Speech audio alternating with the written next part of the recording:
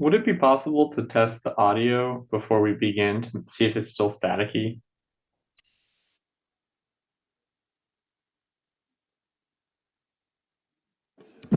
Director Pagliolari, this is Chair Bouquet. How do I sound? That sounds great. Thank you very much. Perfect.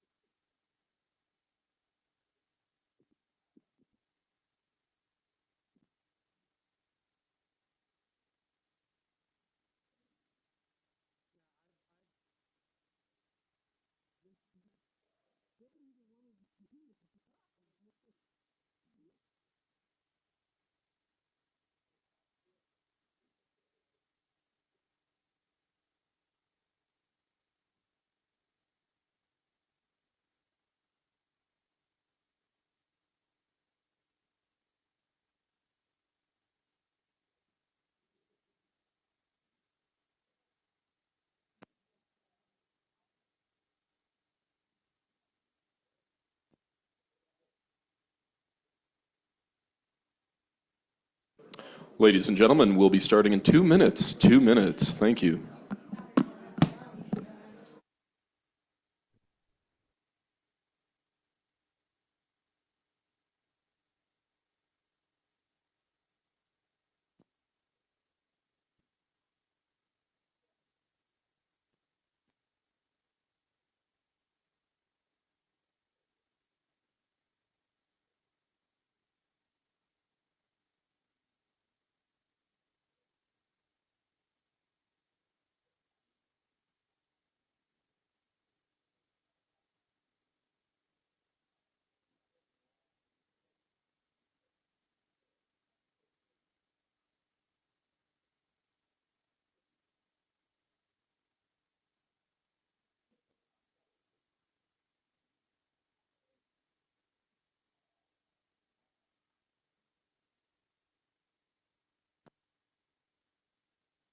Ladies and gentlemen, we'll be starting in 1 minute. 1 minute. Thank you.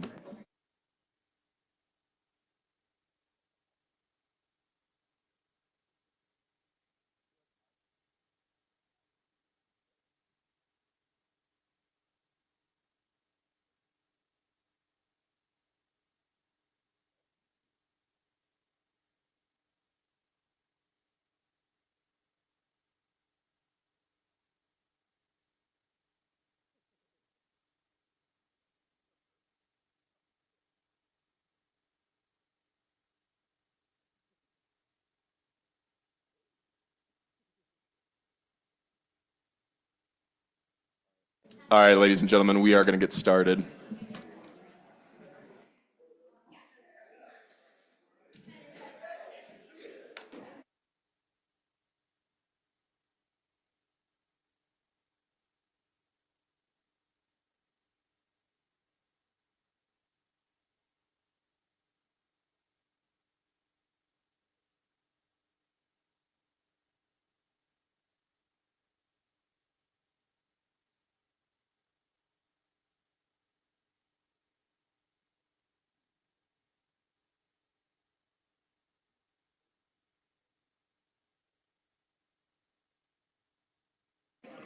All right, folks, if you could please take your seat.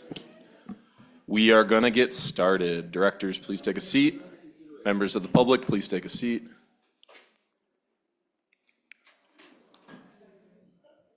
All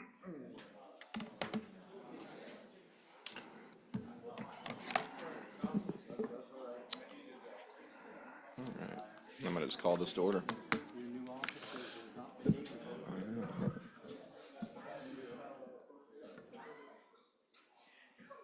Officers Banker, Officers Nicholson, please come join us to the round.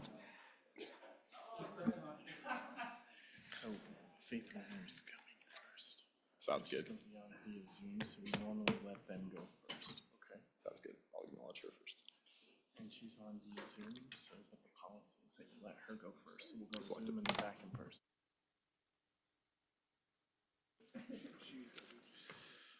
Okay, they're recording. I will now call the Tuesday, January 28th RTD board meeting to order. We are convened as of 5:41 p.m. I'd respectfully ask everyone to remain muted unless you are recognized to speak. Thank you all for joining us for this evening. As the board has moved to in-person meetings for our monthly gatherings, please note that the committee meetings of the RTD Board of Directors will still be held remotely via Zoom and will be audio and video recorded. The meeting recordings, along with the unofficial minutes of the meeting postings, will be posted as soon as practicable. On the board's website, visit rtd-denver.com, and a live stream of this meeting is also available via RTD's YouTube page. During tonight's meeting, we're also providing Communication Access Real-Time Translation, also known as CART. Anyone who would like to access this service should send an email to the RTD board office at rtd.boardoffice@rtd-denver.com, and a link will be provided. Additionally, the CART transcript can be automatically translated into Spanish for anyone who would like access to the live transcript of this meeting in Spanish. I will have Director O'Keefe, would you please lead us in the Pledge of Allegiance?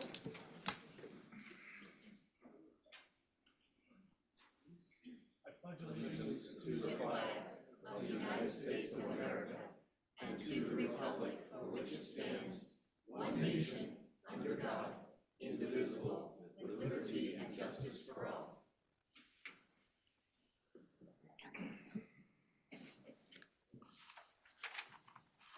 Perfect. All right, I will take over for the, do we have someone for the land acknowledgement? Director for that? Perfect. All right, I will take over for the land acknowledgement then.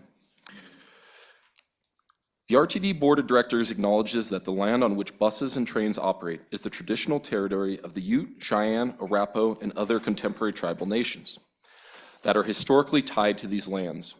We honor our indigenous elders who have traveled, inhabited, and stewarded these mountains, hills, and plains throughout generations. May this acknowledgement demonstrate a commitment to working to dismantle the ongoing legacies of inequity of the Native and all historically oppressed people, and recognize their current and future contributions in the district as we move forward. Perfect. I'll now call the roll. Treasurer Banker. Director Busick. Here. Director Catlin. Here. Director Chandler. Present. Director Geisinger. Here. Director Guchenritter. Here. Director Guzman. Here. Director Harwick. Here. Director Larson. Here. Secretary Nicholson. Present.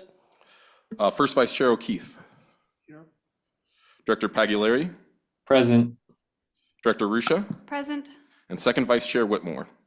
Present. Excellent. I see all 15 directors are present and 0 are absent. We do have a quorum. I will now read the Statement of Employee Appreciation.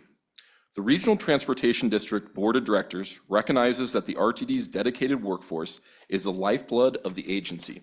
Every day, RTD employees do extraordinary things to make lives better through connections. We honor their work of delivering transit excellence, service, and value to the community, especially demonstrated during difficult and stressful moments. May the actions taken by the Board of Directors demonstrate our profound gratitude, commitment, and support toward all RTD employees. Thank you. One of the many rewarding duties of serving on this board is the recognition of RTD retirees, and the time has come for us to recognize these employees who've moved on to enjoy their retirement. At this time, I would like to read the names of employees who have retired since December. Scott Hiddle, bus operator, 40 years. Anthony Hopkins, bus operator, 33 years. Susan Johnson, manager, civil engineering, 24 years. Sean Montoya, bus operator, 31 years. Unfortunately, our retirees are unable to attend tonight's meeting, but I would like to thank them again for their hard work, commitment, and dedication to RTD. I would actually like to give a round of applause.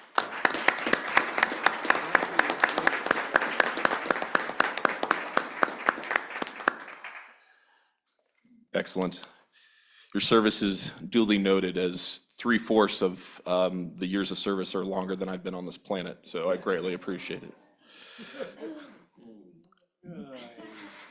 Next is our public participation period, which is open to anyone who would like to address the board.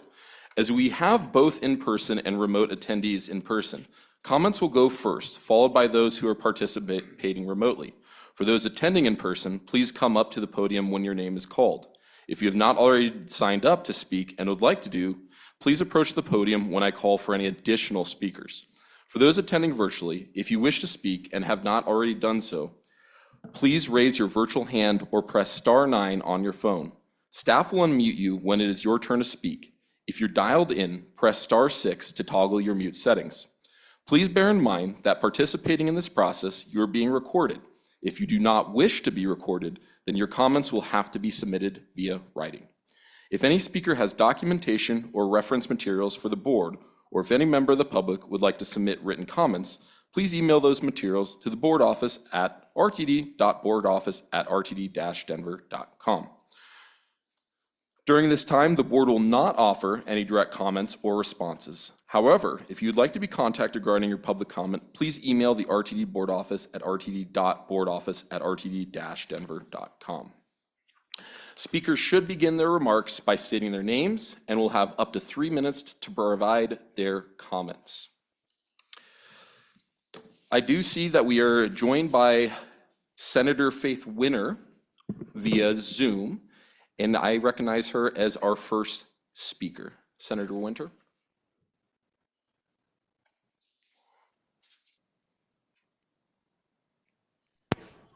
Hi, everyone. It is so fantastic to see all of you, and I really appreciate the work that you are doing, and thanks for having participation tonight.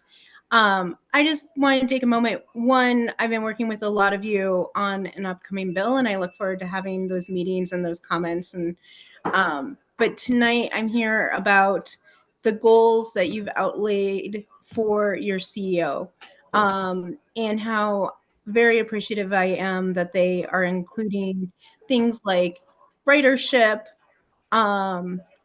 and increasing customer service, increasing safety. I do want to point out that I think there's a lot of ways we can increase safety, from signage to driver safety to training. And the legislature is here to work with you on that. Some of the things that I thought were missing from some of the goals was it doesn't talk about climate goals at all, and we really rely on RTD to help us meet our climate goals. And as an RTD user and as someone that's also a bike user, I really think embracing Vision Zero is incredibly important, because it's increasing ridership by reducing barriers to access and eliminates traffic fatalities. So just be inclusive in your goals. I look forward to working with the goals with you all. I look forward to working with RTD in partnership, and thank you for having me tonight. Thank you very much for your comments, Senator Winter. We'll now turn for our public participation to those who are in person. Our first speaker is Lawrence Gonzalez. If you would please come up to the podium, state your name, and then you may proceed. Lawrence? Hello, I'm a lifetime resident of Denver, Colorado. My name is Lawrence Gonzalez, born and raised here. I watched the bus service go downhill since the age of 12 when it was 10 cents to ride the bus. Now I live up in North Island, corporate Adams County. We have the bus runs up down 72nd Avenue called the 72, the 80 bus. They don't run on Sundays. To get to Brighton, I have to go clear out the east end of Commerce City, go north. You used to be able to get off 128. Don't go there no more. When you get to Brighton, you get dropped off at Platte County Hospital, Platte Valley Hospital. If you gotta get to the courthouse, you gotta walk from there to there. As a handicapped individual with half a labrum on my right hip removed, it's a burden for me to get that far. Last Friday, my son caught the bus down on 15 bus at Quebec Street. The bus driver let him off down here at Quit Civic Center. He left his glasses on the bus. He tried to get back in to get his glasses. The bus driver just drove off with him. And my son's on Medicaid. They don't pay for glasses after you hit 21 years of age. Today I had to take a bus ride to catch from 50th and Federal to 80th and Sheridan. It took me 4 hours. That's ridiculous. You got a 31 bus that goes to the Westminster Station 3 times and one that goes to Front Range Station once. Why? You have no 72 bus service on Sundays. You have no 80 bus service on Sundays. A lot of people out here don't have cars. We need to rely on that. Your system is totally off of whack. I'd like to know who makes your planning, who does your routes, because they don't know what the hell they're doing. We go catch a bus, and get 5 minutes behind. We're sitting out there in the cold, freezing our ass off for less 20 minutes or more. In 2015, I caught a bus, the 8 bus to 106 Malady Station to go home on 112th in Washington. Had to transfer to the 12 bus at the time. I asked when the bus was going to be there so I can go get something to eat at the Taco Bell. They said he'd come around the corner, he'd be there in 3 minutes. I went to Taco Bell, got my food. The bus didn't come around, they had an emergency on the bus. They stopped, somebody had a seizure. By the time I got home, my Taco Bell, it was red hot, was frozen. RTD doesn't stand for regional transportation, it just stands for reason to drive. Your system sucks, your drivers are rude. I've been knocked to the floor 5 times for getting on the bus. When I go to get my seat, they take off and knock me down. They skip us at the stops, they don't care. They're out of the country, they don't know how to drive. They've never seen snow in their life. Why don't you put a stud of snow in the back drive tire and a stud of snow in the front steering tire so you don't get stuck in the snow and ice? You people don't know what you're doing. You're running out, you have executive meetings. What's that all about? No transparency for us to know what's going on? Sounds to me like you guys are up to hijinks to make everything wrong for us. You need to serve us, the people. You work for us, and you're not doing the job. Work on it. Thank you, Lawrence Gonzalez. Keith Brooks, you're recognized as the next speaker.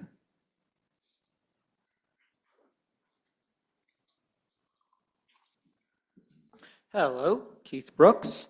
I came to talk about the upcoming vote later tonight on the GM CEO performance goals.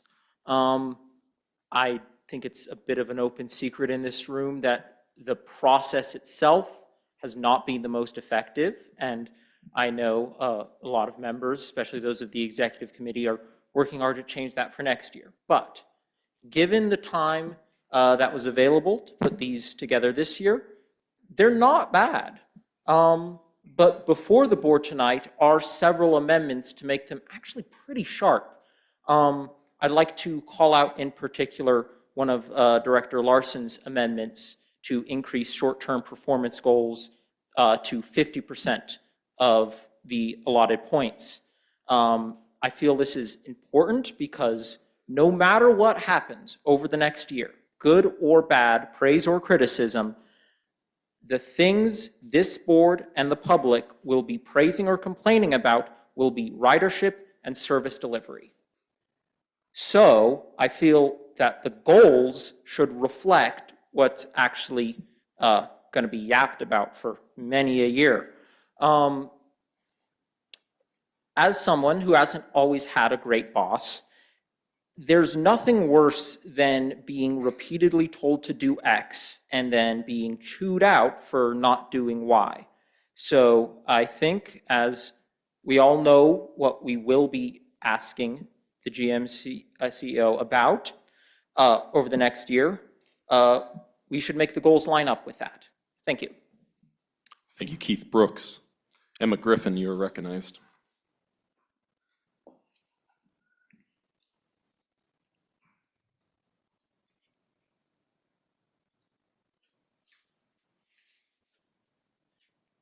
Hi, thanks for allowing me to speak tonight.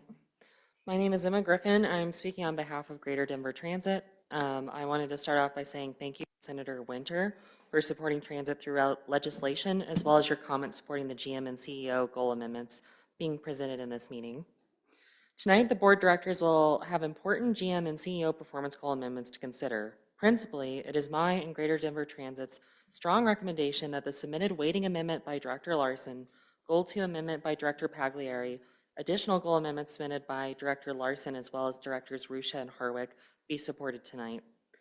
Additionally, it is Greater Denver Transit's position that the Goal 1 amendments submitted by Directors Nicholson and Ruscha be merged such that the accessory provisions of Director Ruscha's amendment be added to Director Nicholson's amendment. Finally, it is Greater Denver Transit's position that Goal 3 does not sufficiently address the needs of riders in a meaningful way and urges the directors to strike this goal outright. The permanent ridership destruction we've seen on the light rail, particularly the E and H lines, is an issue we cannot stand by and allow.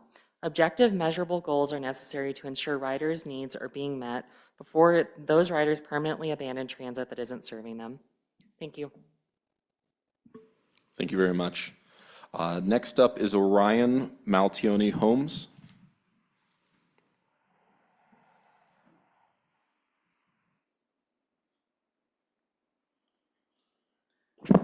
Hi, thanks. I'm Orion Mantiani Holmes. I just wanted to voice my support for public transit and say that the service on the E-line is so unacceptable. It is.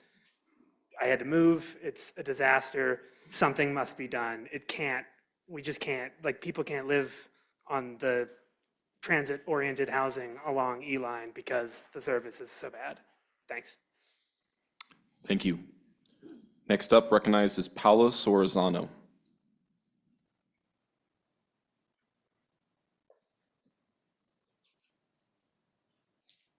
Hi, Paulo Solorzano, RTD Riders Alliance. I'd like to speak on civil rights, given that RTD will be offering free fare in honor of Rosa Parks.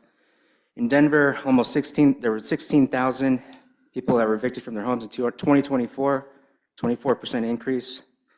Our region has an ongoing epidemic where households are struggling to pay rent, healthcare, and put food on their table.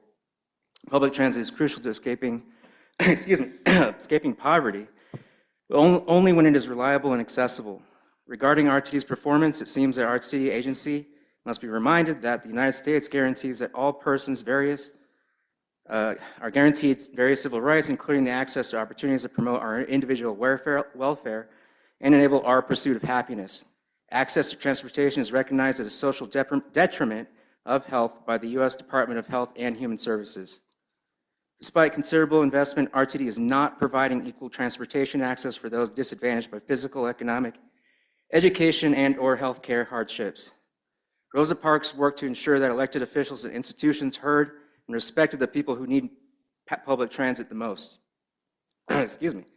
Yet we find ourselves at a place where RTD as an agency is on the verge of irrevocably tarnishing a sacred civil rights movement. RTD leadership worked from home through COVID until the summer of 2023 instead of showing up to the office in solidarity with transit-dependent essential workers, its operators, the police force during an international emergency. There were 16,000 reports of drug use of fentanyl, meth between January 2022 and April 2023. The W line has been called the Wild Wild West by your own police force. It's almost lawless at times. And now, a police scandal that threatens to further tarnish RTD's reputation. Right now, as we speak, the A line has been completely untrackable on the next ride since January 8th during below freezing weather. Bus shuttles were completely mismanaged and people were being dumped out in freezing weather. I personally spoke to over 50 people during the freezing degree weather. Many missed flights. A homeless man was worried about staying warm.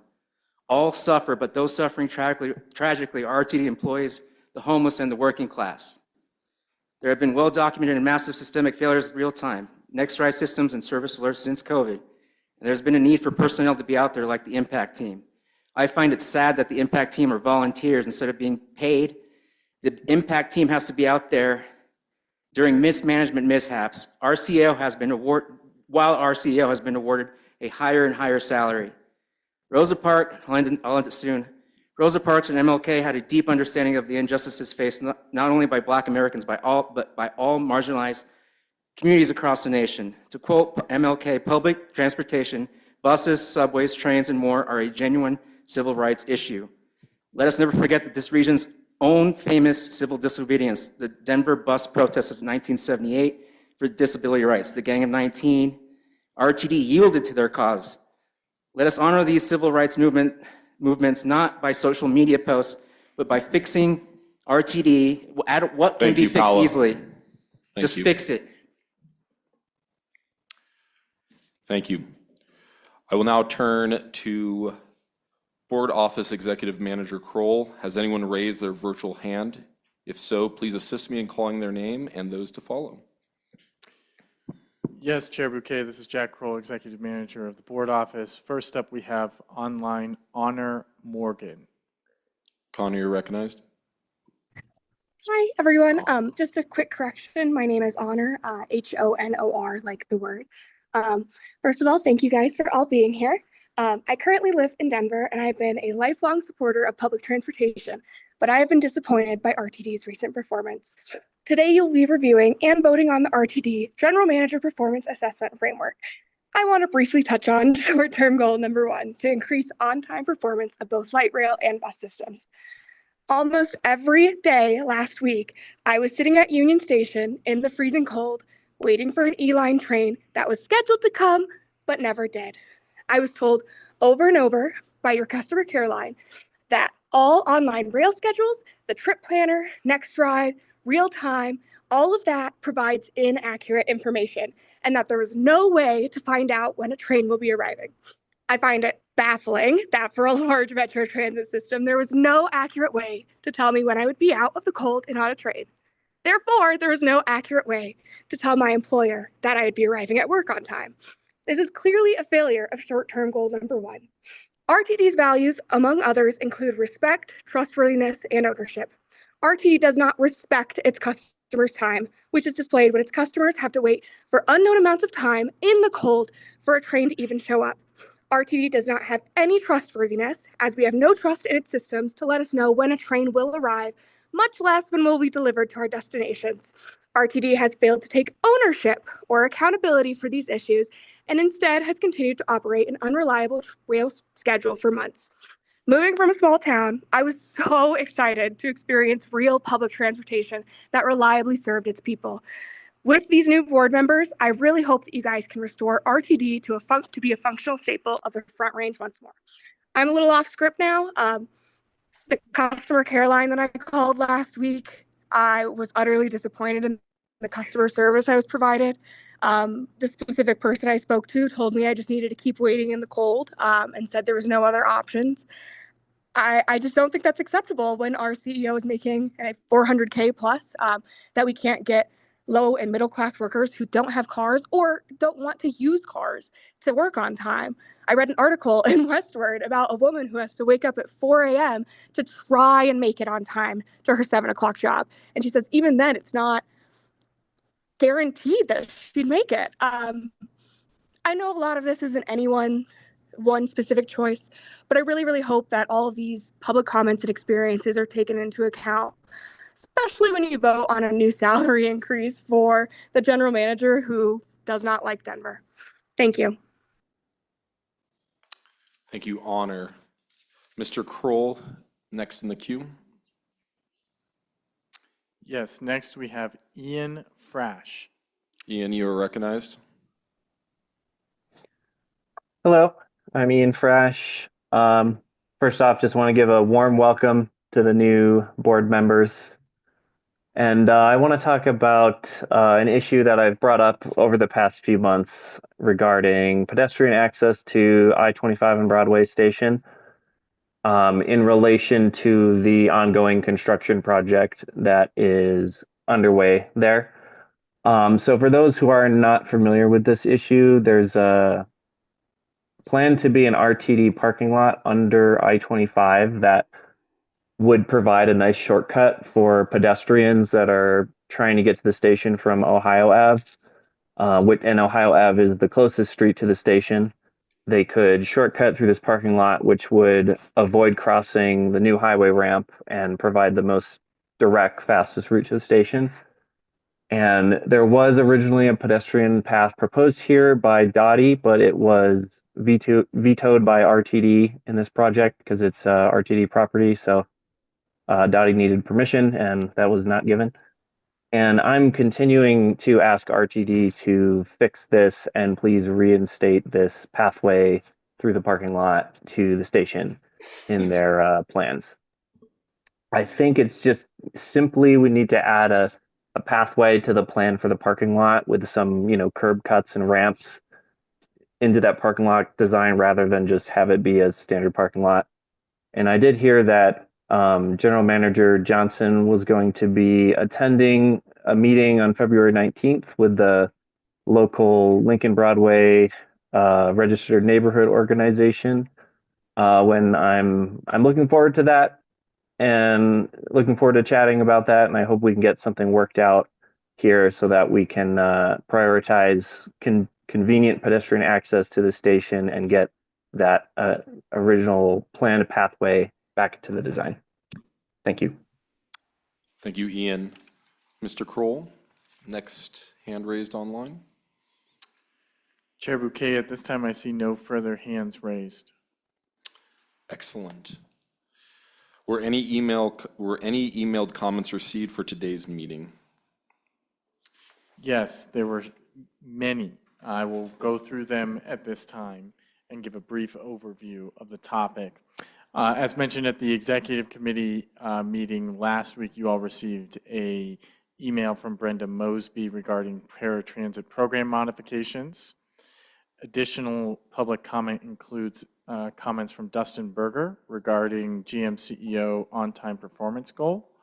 Greater Denver Transit submitted a regular monthly comment regarding Northwest Rail joint service and GM CEO goals.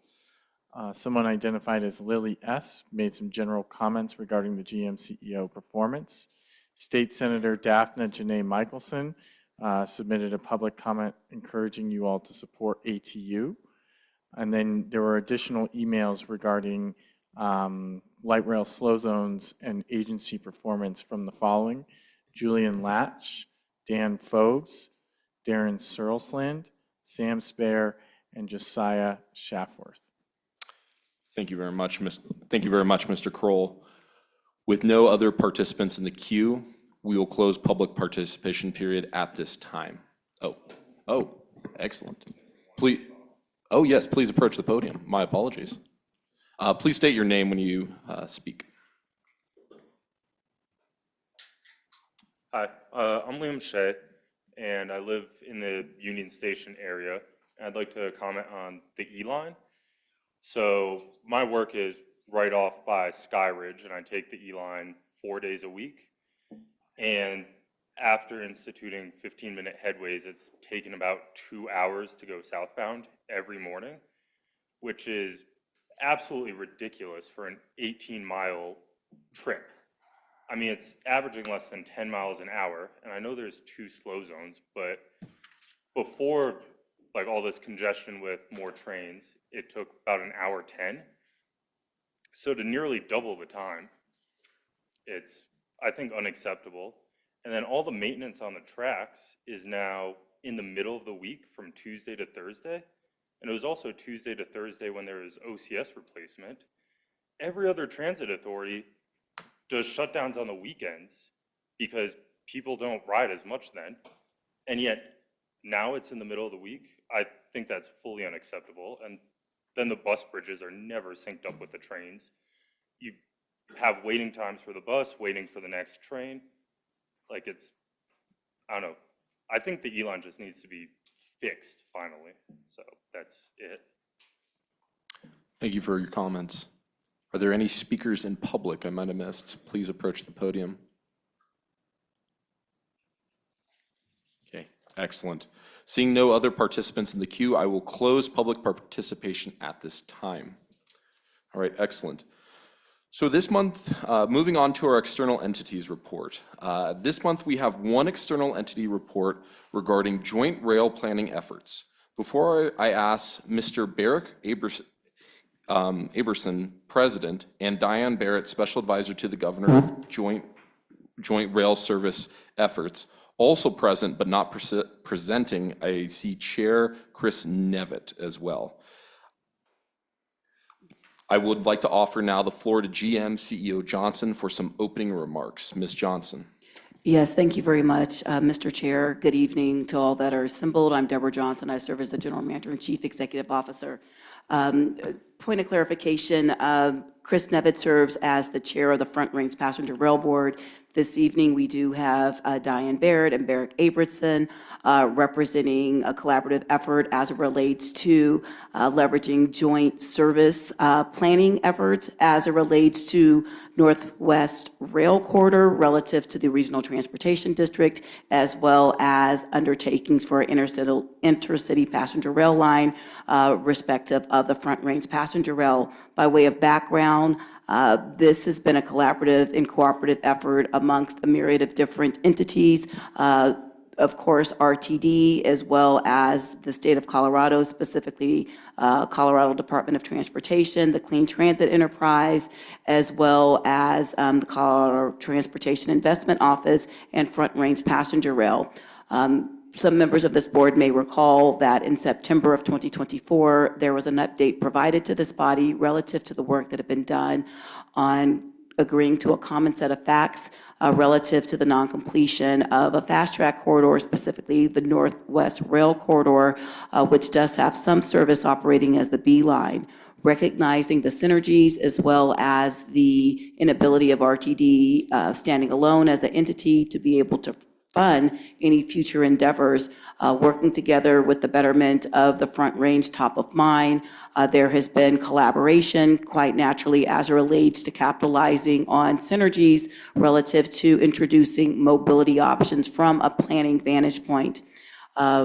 Also, during the course of that evening, we did have Diane Barrett and Barrick Aberson bring forward information relative to how Northwest Rail, the work that RTD has done, can serve as a foundational piece going forward to capitalize on efficiencies. So at this juncture, I want to yield the floor to my colleagues to provide context of what has happened since September and how these independent entities have come together to capitalize on interdependencies for the betterment of transportation options, specifically along the corridor in which I specified Northwest Rail. So with that, I will yield the floor. Thank you, General Manager. First, we want to thank you for allowing us to come tonight, inviting us, and we love to talk about what we're trying to do here, and you're a great part of it. Your organization has been amazingly cooperative and collaborative with us on this project. And I do also want to thank the new board members. Each of you took the time to visit with us, and we appreciate that so much. And so hopefully what you... Thank you, Mr. Kroll. Oh, I usually don't need that. I'm sorry. In any event, the new board members met with us, and so what you're hearing tonight is probably not going to be anything that's brand new to you. And hopefully we will answer any questions that you might have. Barrick is the presenter amongst us, and he will get going, and he and I will share when it's appropriate. We'll definitely be tagging her in when you have the tough questions. I do want to set the stage for what we intend to cover today, and I want to be very clear up front. This has been a group that is engaged in a study of what is possible. There have not been definitive decisions made, nor are we here today asking for definitive decisions to be made at this point. What we do want to do is provide a high-level overview of the work that has been going on, of the different committees and working groups between Front Range Passenger Rail District, RTD, CDOT, and CTIO that have been working together to determine what is possible. I want to start by talking about, and this may be a stretch to call it assumptions we know today, it may be more the assumptions we are working from today.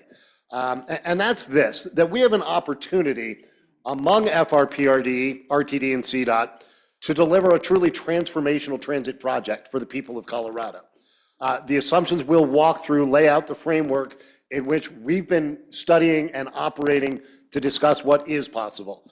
Again, as I said at the top, this work really is a study into the feasibility of what is possible, and should FRPRD and RTD continue and decide to complete each entity's independent projects, with FRPR and the Peak Rail and separately, the cost of multiple access agreements and multiple operators would balloon the cost of this project.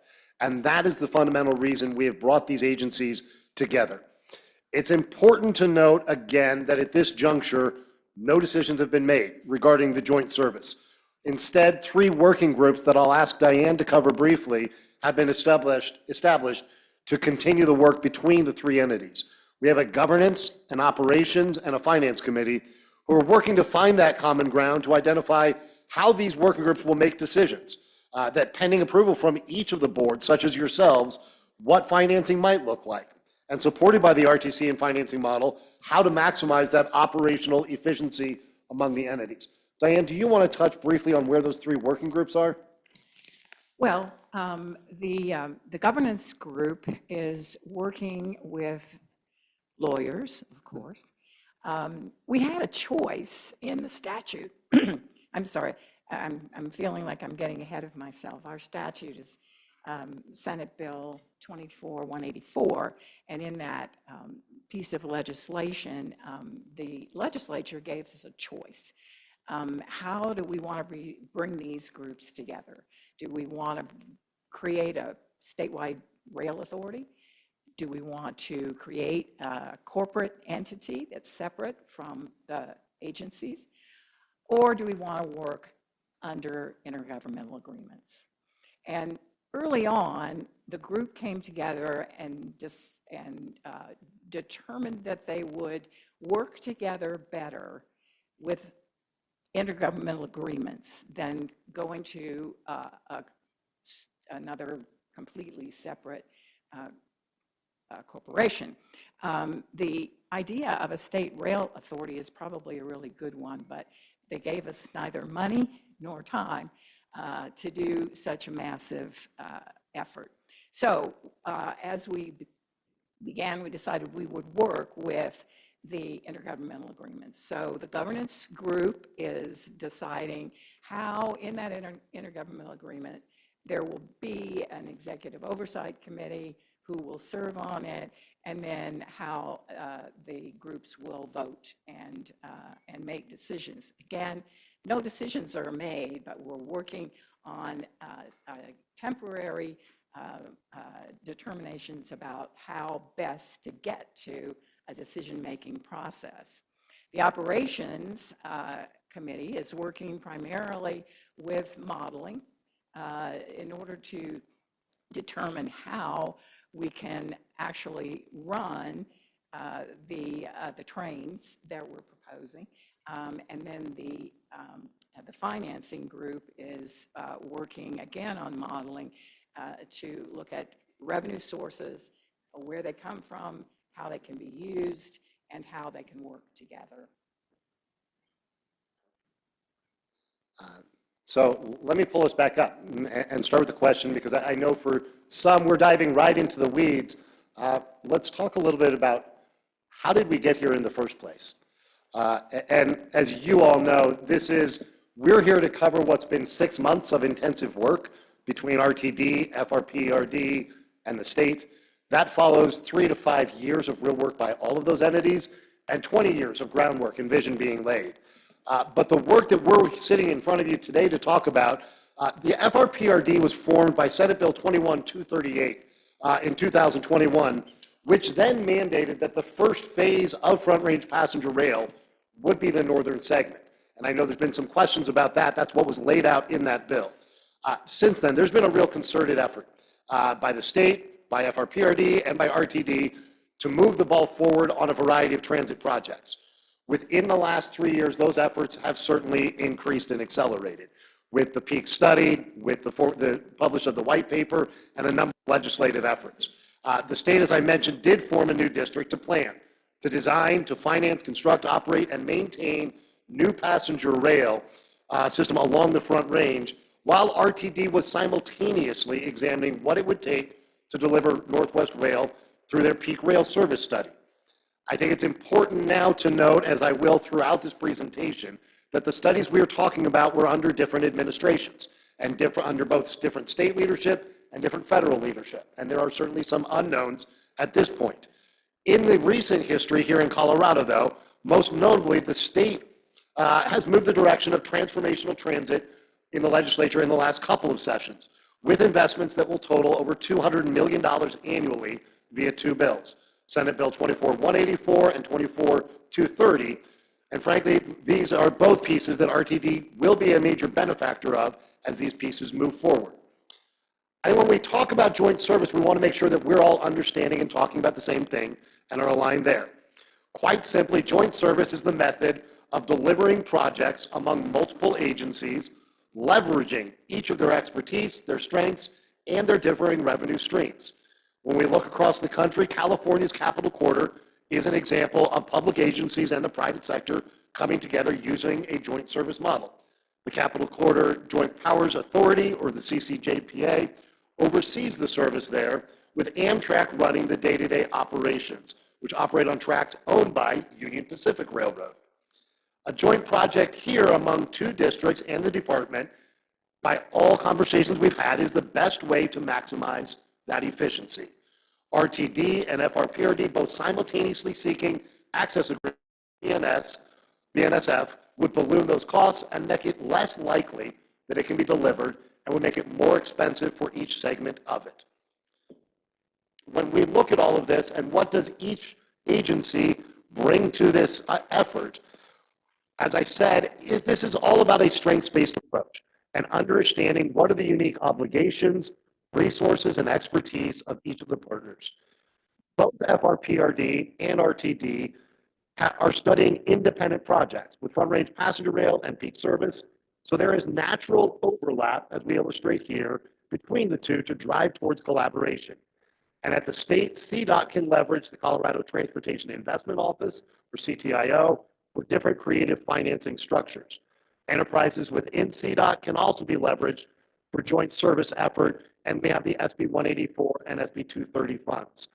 When we look at your role and the opportunity for RTD, it's the ability to leverage Fast Track's dedicated sales tax funding, the use of the B line, Denver Union Station access points, which are all critical junctures where collaboration is needed from RTD as part of this joint authority. How are the entities working together? Diane touched a little bit about this. As she mentioned initially, one of the first tasks assigned to this group by the legislators was to determine what the structure would be going forward, whether it would be an IGA, whether it would be an altogether new entity. Everyone very quickly came together and was rowing in that same direction, that an IGA or possibly a series of IGAs was the most logical path forward. Each entity's staff has come to every meeting prepared and contributed thoughtfully to the advancement of the study and to every aspect of this work. At no point has this been one entity having to be pulled along, but RTD, FRPRD, and CDOT have worked collaboratively on each step and each committee that Diane discussed. There is representation from each of these bodies that would also need to report back to their board on key decision points. However, at this point, we're in the study phase, so we're not making key decisions, and we continue to respect the rights of each board and the authorities you all have. Where are we then in this effort, and where are we on the milestones?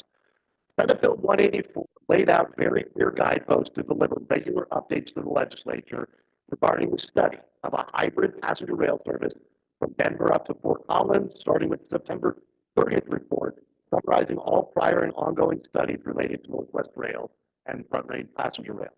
I hope you all have seen the report submitted September 30th. If anyone has not, we're happy to make sure that's provided. But that is another great example where that report would not have come together were it not for the collaborative approach taken by each entity.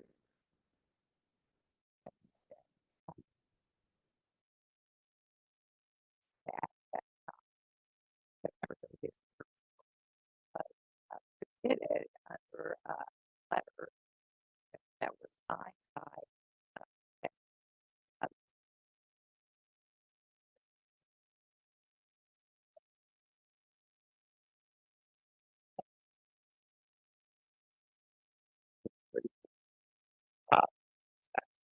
In the next month, we're going to receive ridership modeling data as well as the financial projections of the next steps regarding the hybrid passenger rail service study. We'll continue to share more information about here. Once that report is submitted to the legislature and the governor's office, each board can then review the corresponding implementation plan and have deliberations and make decisions on next steps regarding that joint service. What are some of the basic assumptions that we're using as we're looking at these studies? Joint service seeks to only have one operator, one access agreement, and to utilize existing tracks and routes that have been established. One of the most cost-effective measures that can be taken to reduce the overall cost of delivering a hybrid service option is to have one access agreement to BNSF's Front Range subsidiary sub. If both RTD and FRPRD were to pursue their own independent negotiations with BNSF to deliver Northwest Rail and Front Range Passenger Rail separately, you're noticing a theme from me. The costs are going to It's simply a reality that there are economies of scale to be found by having that single operator. Additionally, this project seeks to use the existing rail infrastructure and federally approved passenger rail service, which is along RTD's B line. RTD, and CDOT. Joint service then streamlines efficiencies and fosters collaboration and completion and delivery for the people of Colorado. I've talked a lot about different services. So how do peak rail when service station sites differ from one another? To date, there have been two visions for the rail transportation option from Denver to Longmont to Fort Collins. The first, the Front Range Passenger Rail project, which would originate at Denver's Union Station, whereas the second project, Northwest Rail, that has 10 stops. Joint service is a hybrid between FRPR and Northwest Rail by extending service from Longmont to include Loveland and Fort Collins. There is a financial incentive to have this line served as an intercity passenger rail service. As up until now, we know we've been able to draw on more federal funds that are available to intercity rail versus commuter rail. As I said in one of the earlier slides, this was based on a previous administration, and we recognize that there are some different conditions right now. Joint service has been studying 8 station sites that overlay with the FRPR and Northwest Rail. Finally, joint service would neither deliver the Envision Northwest Rail or the Peak Rail service that was recently studied by RTD, but would instead be informed by the studies and the available resources to deliver a hybrid model. Pardon me. So what are the financial scenarios that are being considered?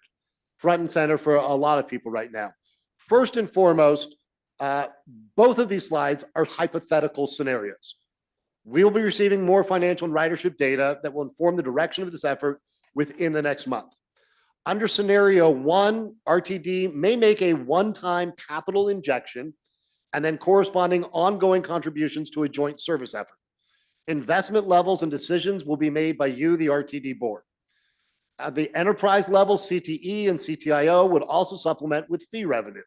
Investment levels and decisions there would be made by each of their boards. It's important, again, that no decisions have been made, nor are we even close to knowing the investment levels today at this juncture. On the next slide, scenario 2. Under this hypothetical scenario, RTD and the state contribute to a joint service effort, but there is still a gap to initiating that starter service. As of today, we do not know whether or not there will be that gap. Should a gap emerge and in funding needs, there are pathways forward. If that gap exists, solutions can emerge, but frankly, right now, we can't even begin to speculate as there needs to be more buy-in from stakeholders and continued discussions among all of the parties. Where does that leave us now? Collaboration is without question the pathway forward among RTD, FRPRD, and the state to deliver what would be a transformational transportation solution for the state of Colorado. Joint service that we're here to update you on is a mere study of what it would be like to present a passenger rail hybrid model of service to the Denver metro area. No decisions have been made by any of the bodies or any boards. Joint service would be that hybrid I mentioned that merges the ideas from Northwest Rail and Front Range Passenger Rail. It does not take off the table FRPRD going to the ballot for the full build out of their Envision service. Continued dialogue between the entire project team, which as Diane has mentioned, and I'm going to ask her to talk a bit more about, has been robust. There's been members of leadership, there's been members of technical staff, of the finance offices, and of legal from all of the bodies involved to make this truly a collaborative process to determine what the structure would be, what the options are going forward. I want to acknowledge and thank Chris Nevitt, Chair of FRPRD, who has been one of those critical partners. With that, I'll ask Diane to give us one more update on where we are now and what's next, and then we would welcome any clarifying questions from you and the board. Well, the last time I was here, we were talking about the 30th of September report that was due and got timely submitted. And now we're talking about the March 1 report, which is due. We have a month and a couple of days, and we are working toward a plan that has not completely come together, but we believe that we're on the right track to get to an opening of a starter service January 1, 2029, which is what the legislature has asked us about. They've asked us to tell them if that is possible, and if it isn't, what do we need to make it happen? So we have many paths to go and much to learn in our month and a little bit right now. But we have, as Barrick says, had wonderful work being done by all of the staff members that are working together to bring all these pieces of information together. Pieces of information, as the September 30th report points out, have been collected over the years, and new ideas and new modeling programs and results that are happening now.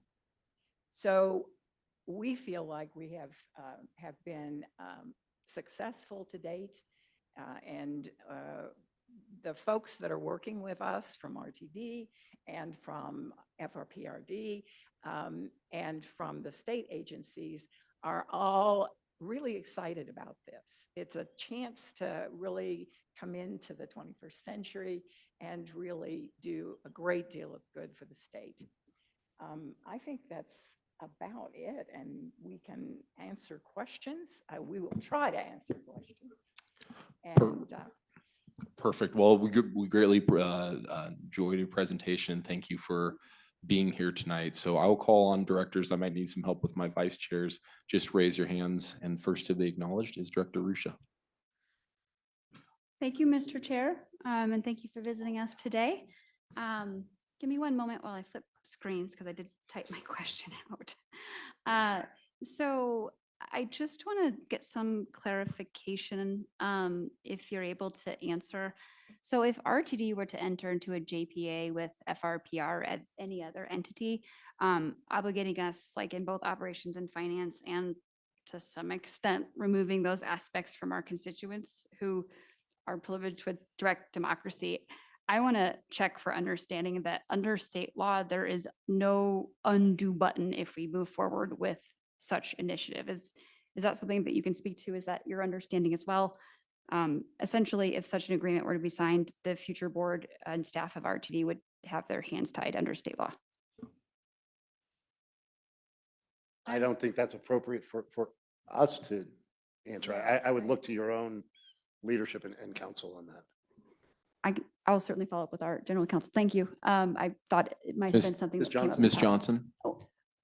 Thank you very much, Mr. Chair, and thank you, Director Rusha. Just for point of clarification, that currently the entities aren't looking at a joint powers authority. We're looking at intergovernmental agreements. But I just wanted to clarify that because at this juncture, that would be better for general counsel to opine on relative to the hands being tied. But I just wanted to ensure that everybody understood.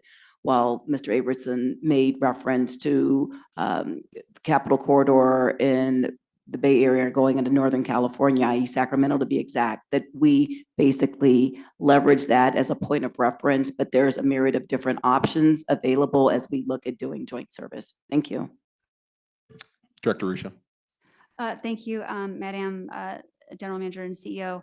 And I do recognize that that's not the discussion that we're necessarily having right now, but just it has been said out loud over the last year or two. And I just, I guess I wanted that clarification, but I will follow up with counsel.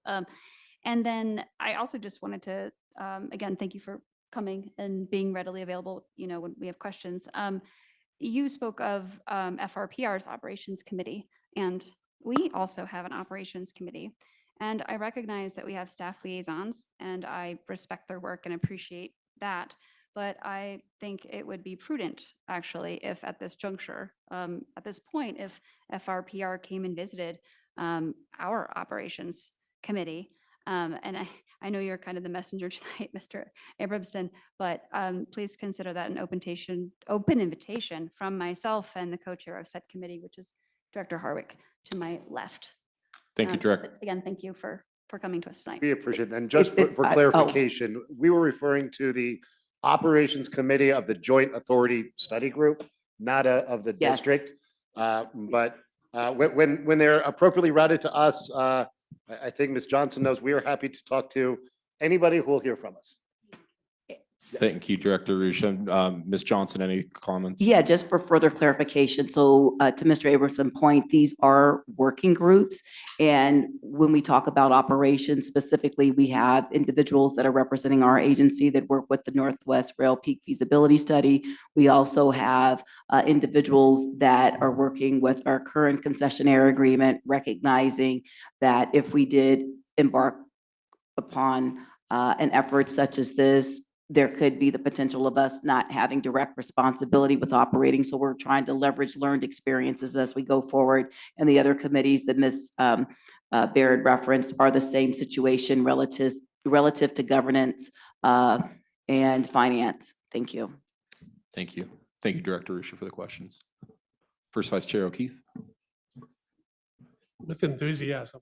Thank you for coming tonight and speaking about this. I know it's something that is really important. I have to watch myself because Director Benker will hit me if I ask the wrong question about Northwest Passenger Rail. Like seriously. So I appreciate all the work that's going into the legal agreement. Before we get married, I want to make sure that we decide whether or not we're going to have a shared checking account. And I think there are a couple of financial issues that are concerning for me just because I don't know. The first, actually three, the first, which one I won't even opine on, but the federal funding, let's just say, is different, you noted. I don't think we should overreact, but I also don't think we should ignore early signals on the stability of that. And so there's not a, I don't believe there is a massive bailout coming from the federal government for this project. I'd love to be proved wrong. Maybe I will be, but I wouldn't, I don't think we should bet on that. The second thing is the negotiation with the railroads. Yes, negotiating one looks cheaper at the beginning, but having negotiated contracts with BNSF and Short Line Railroad for 2 miles of non-mainline track, I can tell you that we wished we would have upped our estimate a little bit. And so what I don't want us to do is take their first ante as the number. I don't think anyone's naive enough to do that in this room, but I also think that that as we budget this out, we owe it to the people that are going to pay for it, our taxpayers and riders through tickets, that we have appropriately built that cost in, because that could be a project killing outcome down the road or a value engineering outcome, which would be horrible. The third piece, which is a little bit less specific, is maintenance. I read the report. There's a lot of talk about capital costs, shared capital costs. There's a lot of talk about operations. You might have picked up that we've got a little bit of a maintenance challenge in front of us on rail. And that needs to be budgeted out, and it needs to be agreed upon who will pay for it. And I want to just predict something. It's not going to be BNSF. It's going to be us, the users, on their tracks that were given to them centuries ago. And so I really, as we build this pro forma up, and we're asking for agreement with our respective boards and our stakeholders, I really ask that those financial concerns are not underweighted, and that you really, really look at the estimating that's going into it and risk weight the contingency for it. So that's my request. No question. We understand, Director O'Keefe. Yes, ma'am. Thank you, First Vice Chair O'Keefe. Secretary Nicholson. Thank you, Chair Bouquet. I want to start out by saying that I'm a big fan of this project. When I first moved to Colorado, I lived at 29 North, which is across the street from Boulder Junction, and it would have been an amazing thing to be able to get to Denver that way. Now I'm a 10-minute walk from Union Station. But I want to make sure, it is critically important to me that we are good stewards of taxpayer money, and that this thing comes together in a way where we don't look back 10 years later and say, why did we get ourselves into this mess? So speaking as a board member, my biggest question is, and I saw some of this in the presentation, what are the decision points when things are going to come to us? And is that voting on the IGA? Is that voting on the decision to go forward? How many points are there going to be before 2029 when we have to make a decision on something? And hopefully you can lay that out for me. Second question that addresses that: will we be able to pull out if there is a meaningful gap in funding, or will we have to commit before we know if there's going to be a funding gap? It's a very different decision from my perspective if the money's all there than if, oh, we're $1 billion short and we find that out 6 months after we've decided to sign on the dotted line. And then the last one would be, what additional funding sources have you identified as most likely to fill a gap if it's not the federal government, for example? And how likely do you think it'll be that there is a gap? Thanks. So I'm going to ask Diane to kind of go over what are the decision points that we know lay ahead of us. I'm not crazy enough to try to tell you what all of the decision points will be between now and 2029, because there are a number of unknowns. So Diane, if you want to talk a little bit about where we are with the IGA, what some of the decisions remain to be, I think we end up deferring back to you on your authorities and which ones you specifically as a board have the authority and the right to make those decisions on. But Diane can talk through where we are in the process that will lead to decisions. Well, I can try. That's a really obviously good question, but we are in a study phase. I know Barrett keeps saying that, but we are, and we're learning every day more things we don't know. This is a very complicated situation, and we are doing our best to straighten it out and be able to look at it from start to finish. And it's very difficult to do. I can tell you that we will not bring something to you that's half-baked. We will have worked hard to find the right answers before we say this is ready to be voted on and ready to be taken on by these important agencies. And that's about all I can tell you at this. And you, as a member of this board, will be held responsible for making sure that we've done our jobs. So we're all working together on this, and you will know everything that we know as we go forward with the process. There's not going to be anybody that knows more than anybody else, and there's not going to be any hiding of any information. And I don't think I can be any clearer than that at this point. I think many of you know Brandon, who is here with us. Brandon has helped us make sure and hold up our commitment to over-communicate. That is our goal and our commitment to all of you, to all of the stakeholders and the people of Colorado, is that there is that transparency of where things are and what the unknowns continue to be. And I think that Mr. Nevitt would probably agree and say the same thing for FRPR. Secretary Nicholson. So yeah, just very quickly, maybe I can address part of that question to GM CEO Johnson, because obviously you're the one who's going to be bringing those decision points to us. Which ones do you know about right now, based on your conversations around the IGA, around, I mean, there was something mentioned in there about Q2, Q3, we'd have to vote on something. So I guess I'm just trying to get a calendar in my head of when I'm going to have to make decisions and what those decisions are, as much as we know at the moment. And I'll just add one other thing. My mom is listening from home, and no, there's a point to this. Some of you, she can't hear very well because you're not speaking closely into the microphone. So for the sake of everyone watching at home, please speak directly into the microphone. Ms. Johnson. Yes, thank you very much, Mr. Chair, and thank you, Secretary Nicholson, for the question. When you're talking about which ones, I believe you're talking about dates. Am I correct in my assumption? I can't answer that at this juncture because we have yet to have a subsequent principal meeting, so I'd be placing myself in a precarious position to speculate. There's still work to be done, but rest assured that I don't have the authority to make any decision relative to how we would be going forward, leveraging any type of agreements or things of the like, due to the fact that you all possess the delegation of authority. Hence, I have to come back to this body. So I provide that statement to assure you that there will not be any type of activity of which this board is not well versed in prior to anything going forward or any submittal happening to the state of Colorado without you being apprised. Thank you. Thank you, Ms. Johnson. Thank you very much. Director Harwick. I had two questions and you just answered one of them. Thank you. Barrick, this is for you real quick. I think you said that there's going to be $200 million coming in from SB 230 and SB 184. Did I hear you correctly? That is the approximate annual funds. I don't want to sit in front of you and tell you that 200 million goes strictly to this.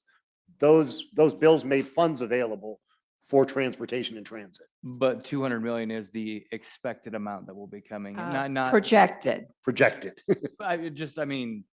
And they don't exist yet. No, I know. I just am like, I just want to just use that as my like metric, because I'm thinking about all the projects that are being discussed statewide and this and blah, blah, blah, blah. Thank you. Perfect. Treasurer Banker. Thank you very much. And to to Chris's mom, just to let you know that Director Nicholson is doing an excellent job. And we're glad that you're tuning in. Just a couple of things. I just wanted to thank you for coming. I mean, this is a wonderful opportunity. Fast Track's passed 20 years ago, and we're almost finished building it out. We're close. And this is an opportunity that is just coming to our RTD board with a partnership that we can set up with CDOT and Front Range Passenger Rail and the state legislature, because I have been watching those fiscal notes that have been coming out of the state legislature for the two bills. And yes, 200 million is quite a chunk of change, especially if you're going to bond it. You could bond well over $2 billion with those monies coming in. I'd also like to at least put on the table something for the RTD board to think about. There are some other unfinished rail projects out there, primarily the station up north. And I know down in Highlands Ranch. And I also, I took a wonderful tour with Director Pagliari this past week, and I saw some other improvements that could be made in the West Corridor, which is my second favorite corridor. So I think this is just something that, you know, we're anxious to work with you. We're hoping that all the numbers work out. We will do our best. And I don't want to see this opportunity pass us by. In terms of the timeline, it sounds like you're going to be getting some numbers coming in next month in February. Yes. I assume they're going to be tentative because CDOT is the one who's supposed to be doing the service delivery plan. Yes. Correct? Okay. And then my one question would be, I know from the two bills that were passed, there are requirements for information. So Diane, you've talked about the study that, or the report that's due March 1st, but there's also another study due July 1st from RTD. From RTD. Could you talk about that, or GM Johnson? Ms. Johnson? Yes, thank you very much. I appreciate the question, Treasurer Banker, and it would be appropriate for RTD to speak to that, recognizing the legislation. So pursuant to statute, RTD is required to submit to the state legislature a plan basically talking about completion relative to the fast track build out. What I intend to do with the support of staff is bring forward to this body and apprise you of the progress on said report. I believe we have that encapsulated into one of the work plans as it relates to finance and planning. We endeavor to bring that forward to you all. I'm talking off the top of my head, so please give me some grace. I believe it could be the March, April timeframe, give you all an opportunity to provide input. Want to have that complete in the May timeframe to give us enough time to shore up whatever comments that we do receive from this body. So then the submittal to the state legislature would be representative of RTD and what lies ahead for us. So that's where we are at this juncture, but we would be having a discussion item come before the Finance and Planning Committee, because the operative word there is planning. And this would be a document talking about what would need to be planned and funded relative to a build out going forward. Thank you. Thank you. Excellent. Are there any directors, any further comments or questions? All right, seeing none, I just wanted to thank both of you. Thank you very much for taking the time and coming to present. Thank you. Excellent information. Thank you.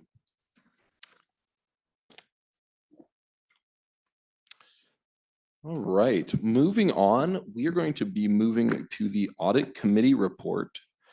Director Catlin, do you have anything you would like to report at this time? Thank you, Mr. Chair. We have not met since, as an audit committee, since the December 2nd board meeting where we provided a report. But upcoming is an audit committee meeting next Thursday, February 13th. And on the agenda for that meeting will be the election of the audit committee chair.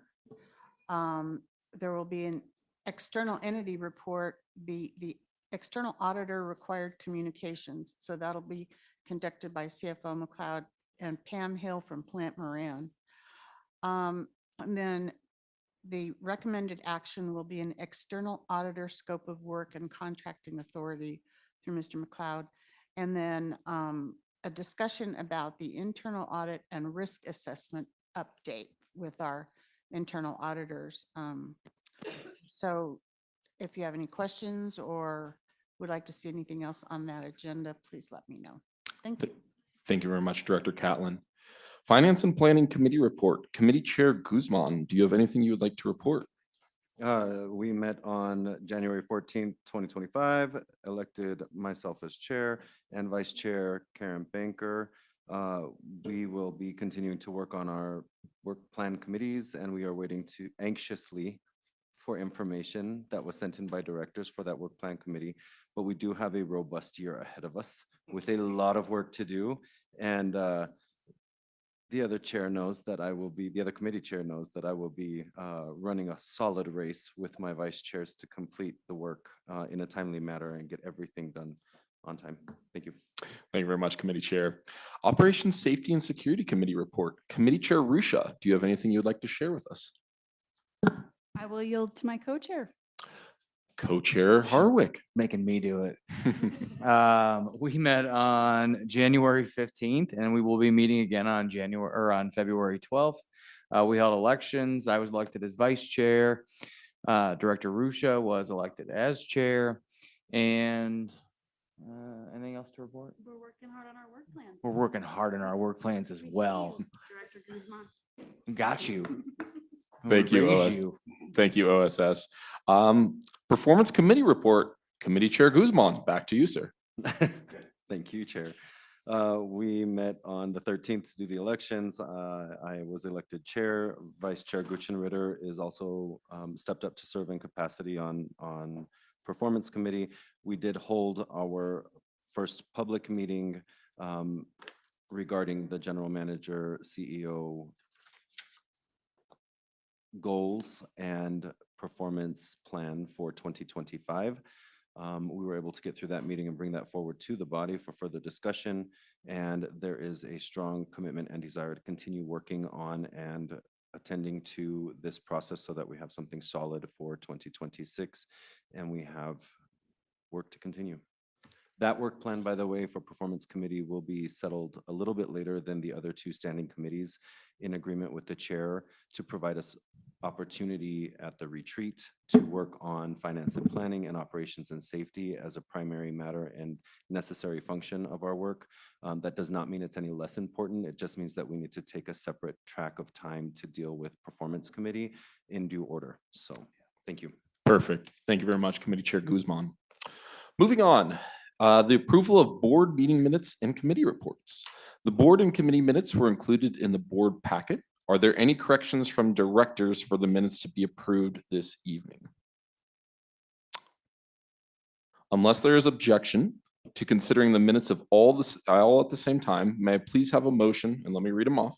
May I please have a motion to approve the minutes for the following meetings: January 7th, special board meeting; January 8th, executive committee; January 9th, executive committee; January 13th, performance committee; January 14th, finance and planning committee; January 15th, operations, safety and security committee; January 21st, performance committee; January 23rd, executive committee. These all happen in the year of 2025 for the record.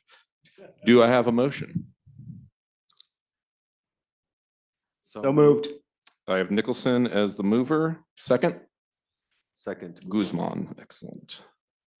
I heard Nicholson as the movement and Director Guzman as the second. Is there any discussion on the motion? We love to see it, folks.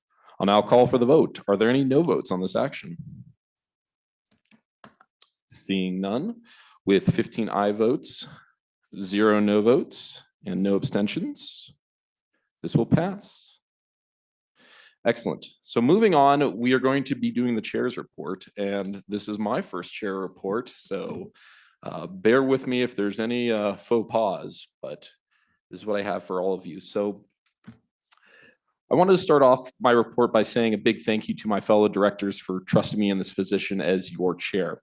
I also wanted to thank all of the directors who stepped up for leadership positions, either on the executive committee and or on any standing committees as chairs or vice chairs. So I do want to say congratulations to First Vice Chair O'Keefe, Second Vice Chair Whitmore, Treasurer Banker, Secretary Nicholson. Thank you guys for joining me on this executive committee. I could not be doing the work without the four of you. I do want to say congratulations to Directors Guzman, Guchenritter, Banker, Rusha, and Harwick for being elected chairs and vice chairs for your standing committees. I greatly look forward to the work that your standing committees will do. And again, a big thank you for those who stepped up to run for these positions as well. It's not easy taking on a leadership position such as this. So we're early on in our work as a board, but I do want to say what items we've already accomplished and what we are looking forward to for 2025. Tonight, we're going to be voting on our GM's short-term goals. This process has taken a great deal of work, and that is okay. That's the point of public policy. We've collectively heard three main themes from our community: a want for increased ridership, a desire for improved on-time performance, and prioritizing a welcoming transit environment. I do truly believe the three main goals we have set for Ms. Johnson are reflective of what we've heard from a wide range of stakeholders.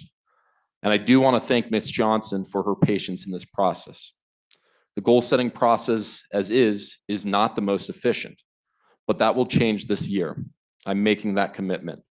I've assigned Directors O'Keefe and Director Larson to work with the board office and staff to establish a more efficient process to goal setting. I thank both of you for agreeing to lead this charge. Directors, a few administrative changes have already happened, and I believe this is going to empower us as individual policymakers and create a more efficient system for this board collectively.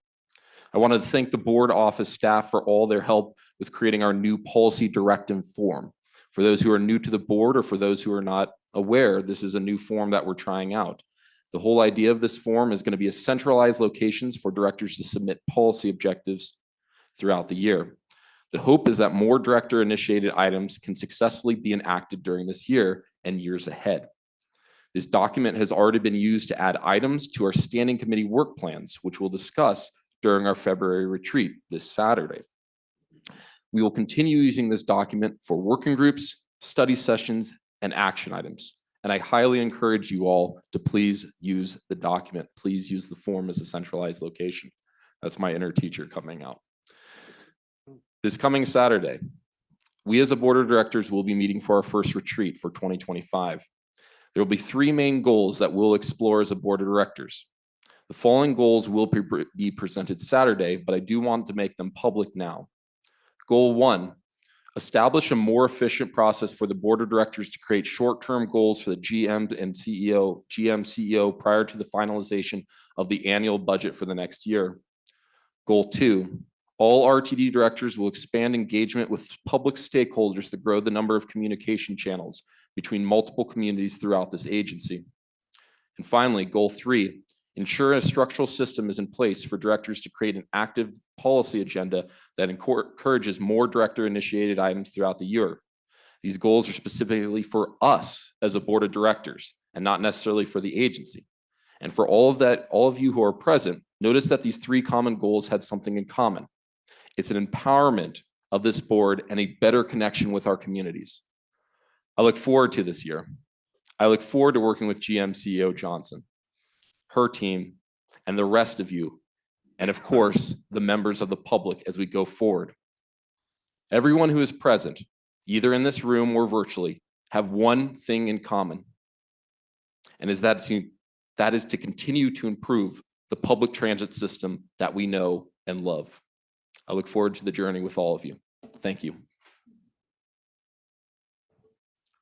I'll now hand this over to General Manager Johnson's report. Thank you very much, Mr. Chair, and thank you for your comments. I'd like to express that I look forward to the collaboration and working hand in hand with you and members of the board. With that, good evening once again, Deborah Johnson, General Manager and CEO. This evening, I will share some highlights, just a few, and some activities and strategic endeavors since the most recent regularly scheduled board meeting that took place on Tuesday, December 3rd of 2024. As it relates to the strategic priority of community value, On Thursday, December 5th, I participated in a meeting of the Denver Regional Councils of Governments Advanced Mobility Partnership Executive Committee, of which I serve as a member and most recently as chair. The AMP, as it's better known, began in 2019 as a collective effort from the Denver Regional Council of Governments, RTD, as well as CDOT and the Denver Metro Chamber of Commerce to implement the region's mobility choice blueprint and enhance regional transportation activities. There is a litany of different elements that have taken place across the broader Denver metro region with an emphasis on mobility. That includes shared technology from information transportation systems on roadways to advanced mobility with bike share, micro mobilities, and things of the like. On Thursday, December 12th, I participated in a virtual meeting of the American Public Transportation Association's Bus Manufacturing Task Force, to which I have been appointed. APTA created this task force in October of 2023 with support from the Biden-Harris administration and the Federal Transit Administration to develop recommendations for immediate actions that can support a more competitive and stable bus manufacturing capacity in the U.S. Currently, there are only 2 bus manufacturers in the United States that are approved by the Federal Transit Administration as transit vehicle manufacturers. On Thursday, December 19th, I participated in virtual meetings of APTA's Transit CEOs Coordinating Council, of which I serve as vice chair, as well as APTA's Board of Directors, of which I serve as a member of the association's executive committee, to meet and discuss relevant matters facing the state of public transportation. Recognizing APTA does represent North America, there is a myriad of things that are happening, as we know, at the federal level, and APTA serves as a great advocacy association as it relates to having our voices heard on the Hill. On Tuesday, January 7th, Commuting Solutions held its 16th annual breakfast at the Colorado Boulder University Memorial Center.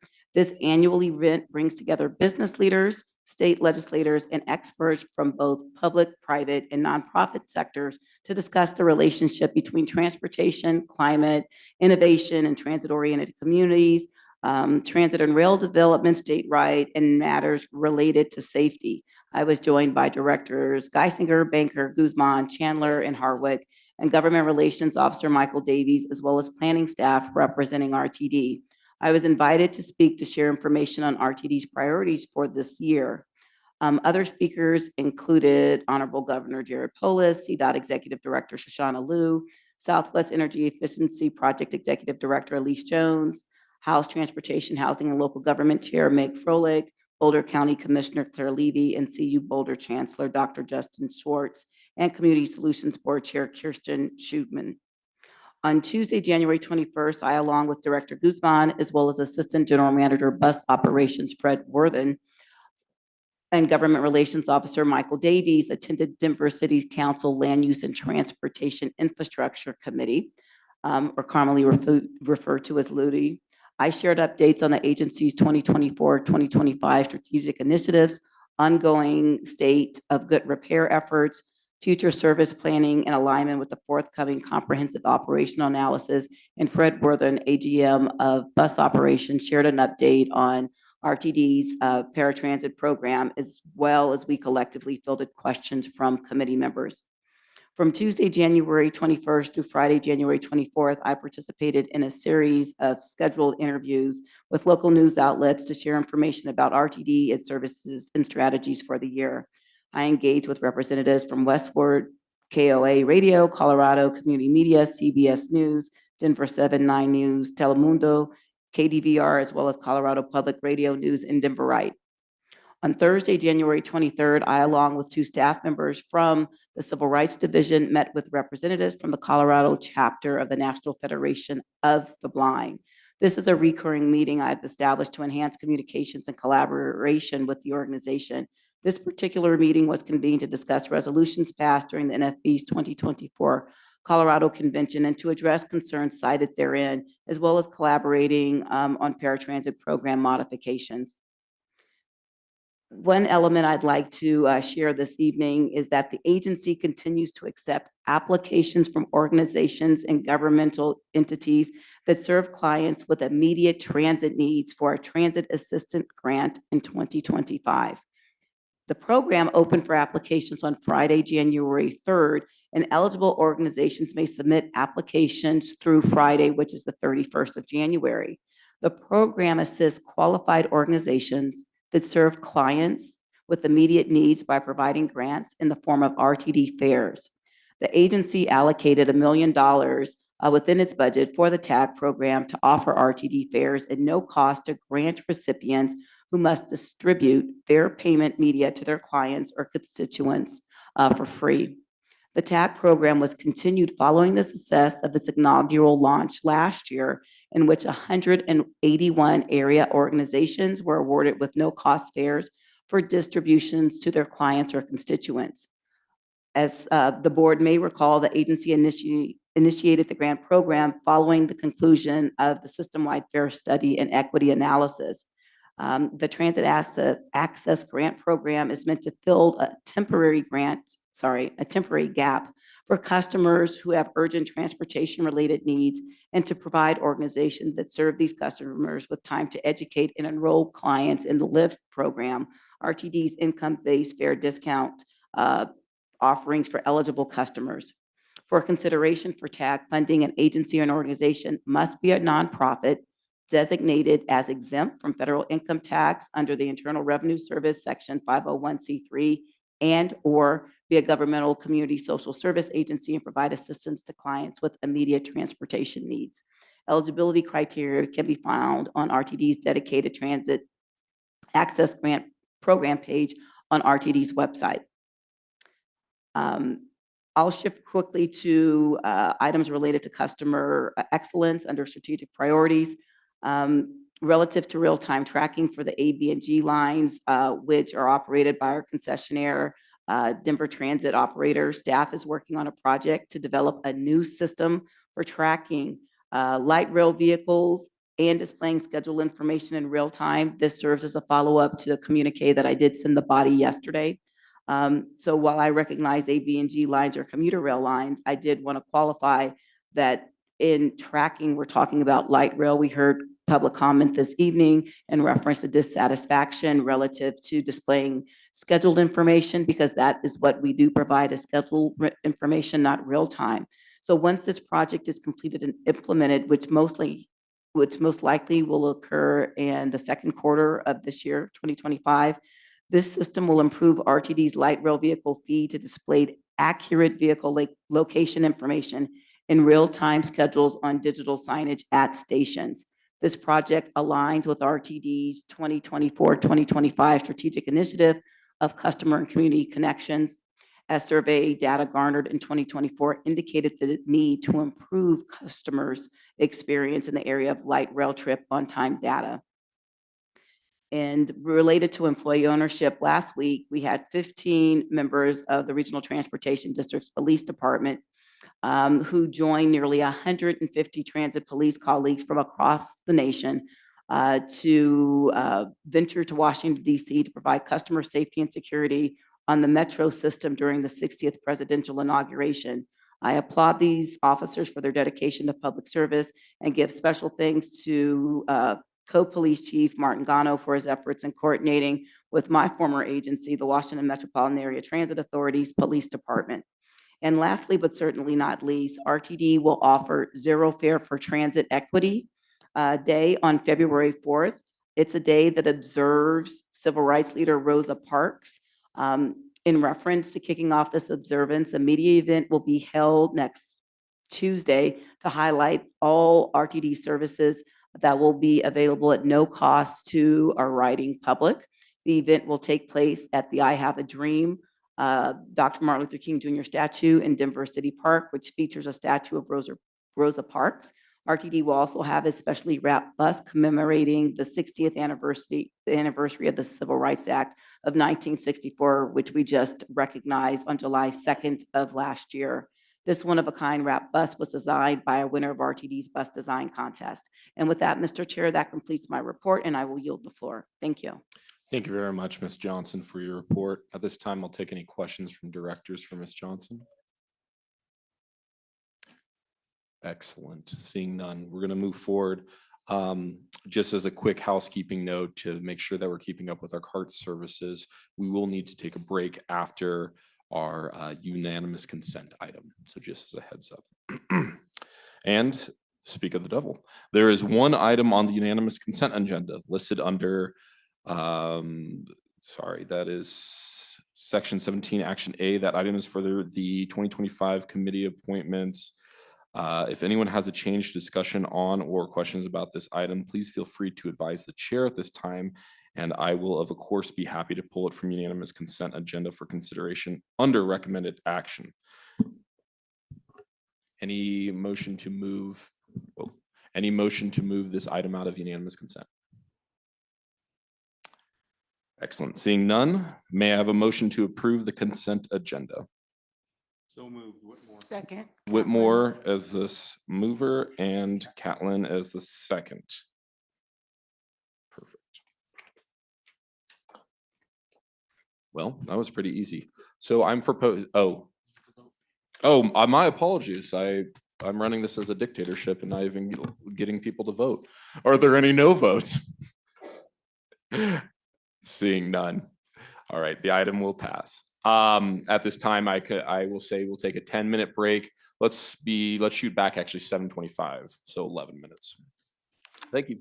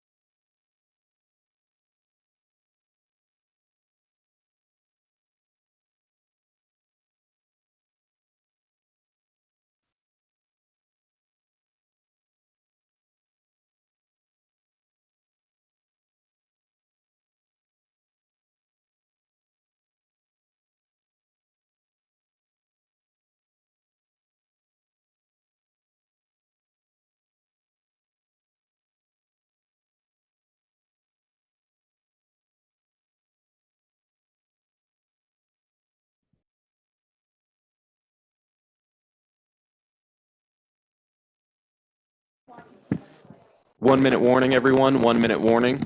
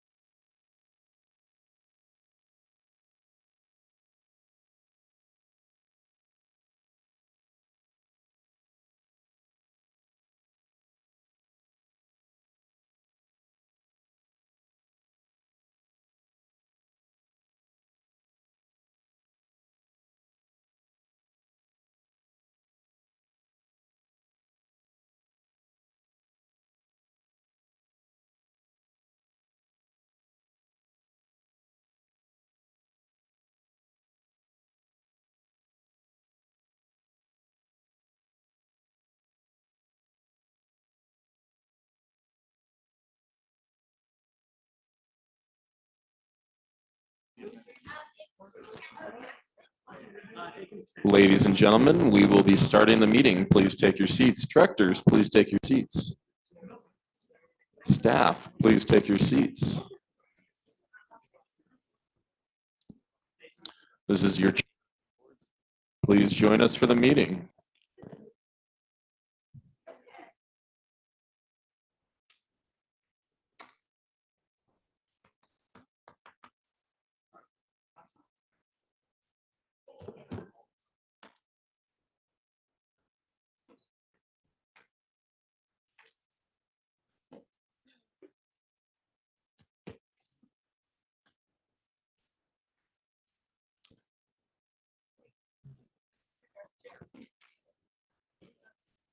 We will be holding for roughly a second.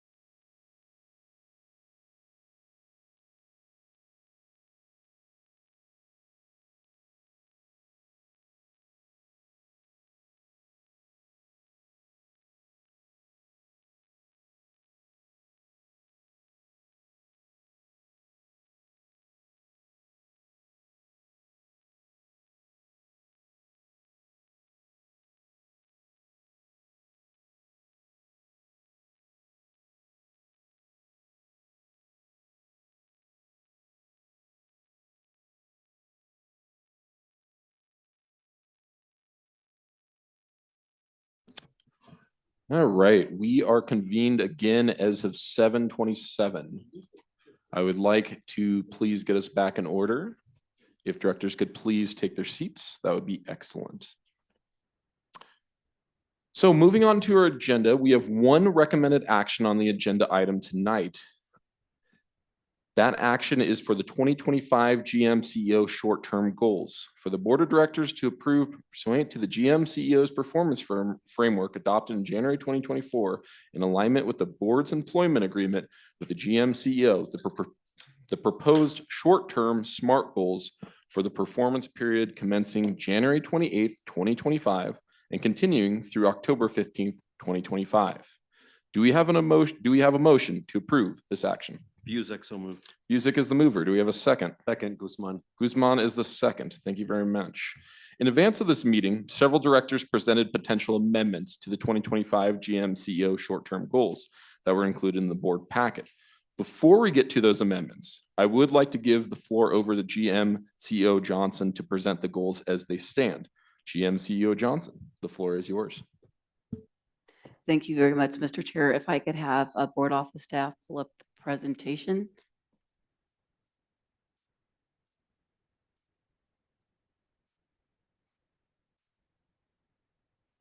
Thank you very kindly. So with this, can we advance to the next slide? Oh, I have it. My bad. I'm sorry. I still have a head cold, y'all. So thank you very much. What I intend to do real briefly and succinctly is provide an overview for everyone's edification relative to the performance framework, the components of the performance assessment that basically encompasses core-based job duties and short-term goals. The core-based job duties basically translates into the performance of the position that I currently hold, and then the proposed 2025 short-term goals. So we'll proceed with the framework.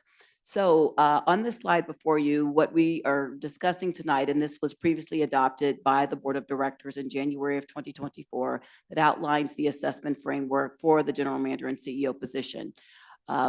Looking at the slide before you, the two top boxes in dark blue, one incorporates the agency values. Those are the 6 values that were adopted in part with a strategic plan in August of 2021 that goes through 2026, which more or less are the ideals and beliefs that we collectively as an agency hold to be true. And it translates into how does the General Manager and CEO show up to perform the critical job duties.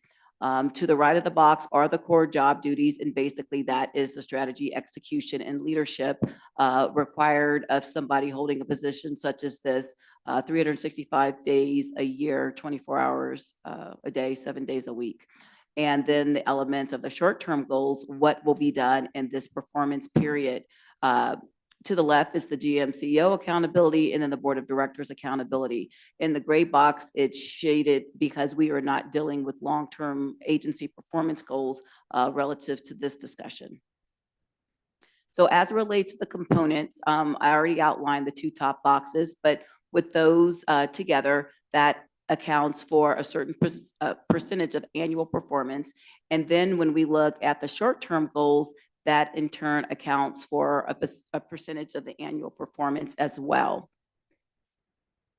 This is just for reference, 2024 assessment scale. There were 3 categories relative to performance.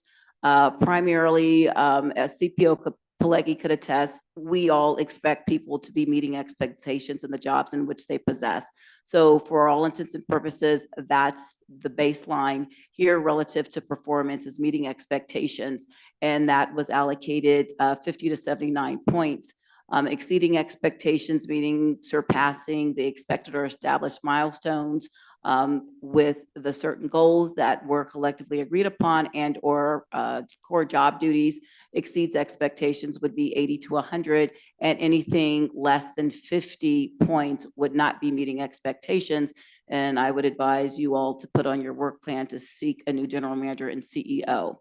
And so when we talk about moving forward, we will have discussions and you guys will more or less consider what that point allocation should be. So relative to the core-based job performance, just for point of reference here, the job performance that we are utilizing is the one that was developed by Croftheimer and Associates. They were the executive search firm that this agency retained when they were seeking a new general manager and CEO in 2020. This is the job description upon which I have been utilizing in my capacity as the general manager and CEO since I was brought on in November of 2020. Also, as it relates to some elements of core job performance, recognizing there's accountability on both sides of the fence, that there will be quarterly feedback and dialogue sessions with members of the board at a minimum once per quarter, and then evaluative criteria assessed by the board the 4th quarter of each year. So as it relates to agency values, just as a gentle reminder, what those are to the left, I won't read those to you. Or perhaps I should, because I know there's other people that are tuning in. Passion, respect, diversity, trustworthiness, collaboration, and ownership. There are qualifiers that we use to explain what those are, which are contained in our strategic plan and can be found on our website. Moving forward, specifically to the short-term goals, I want to qualify the pyramid diagram that is before you. When you look at this, quite naturally, all of this goes hand in hand with our strategic priorities, recognizing that everyone within this agency is a valuable contributor.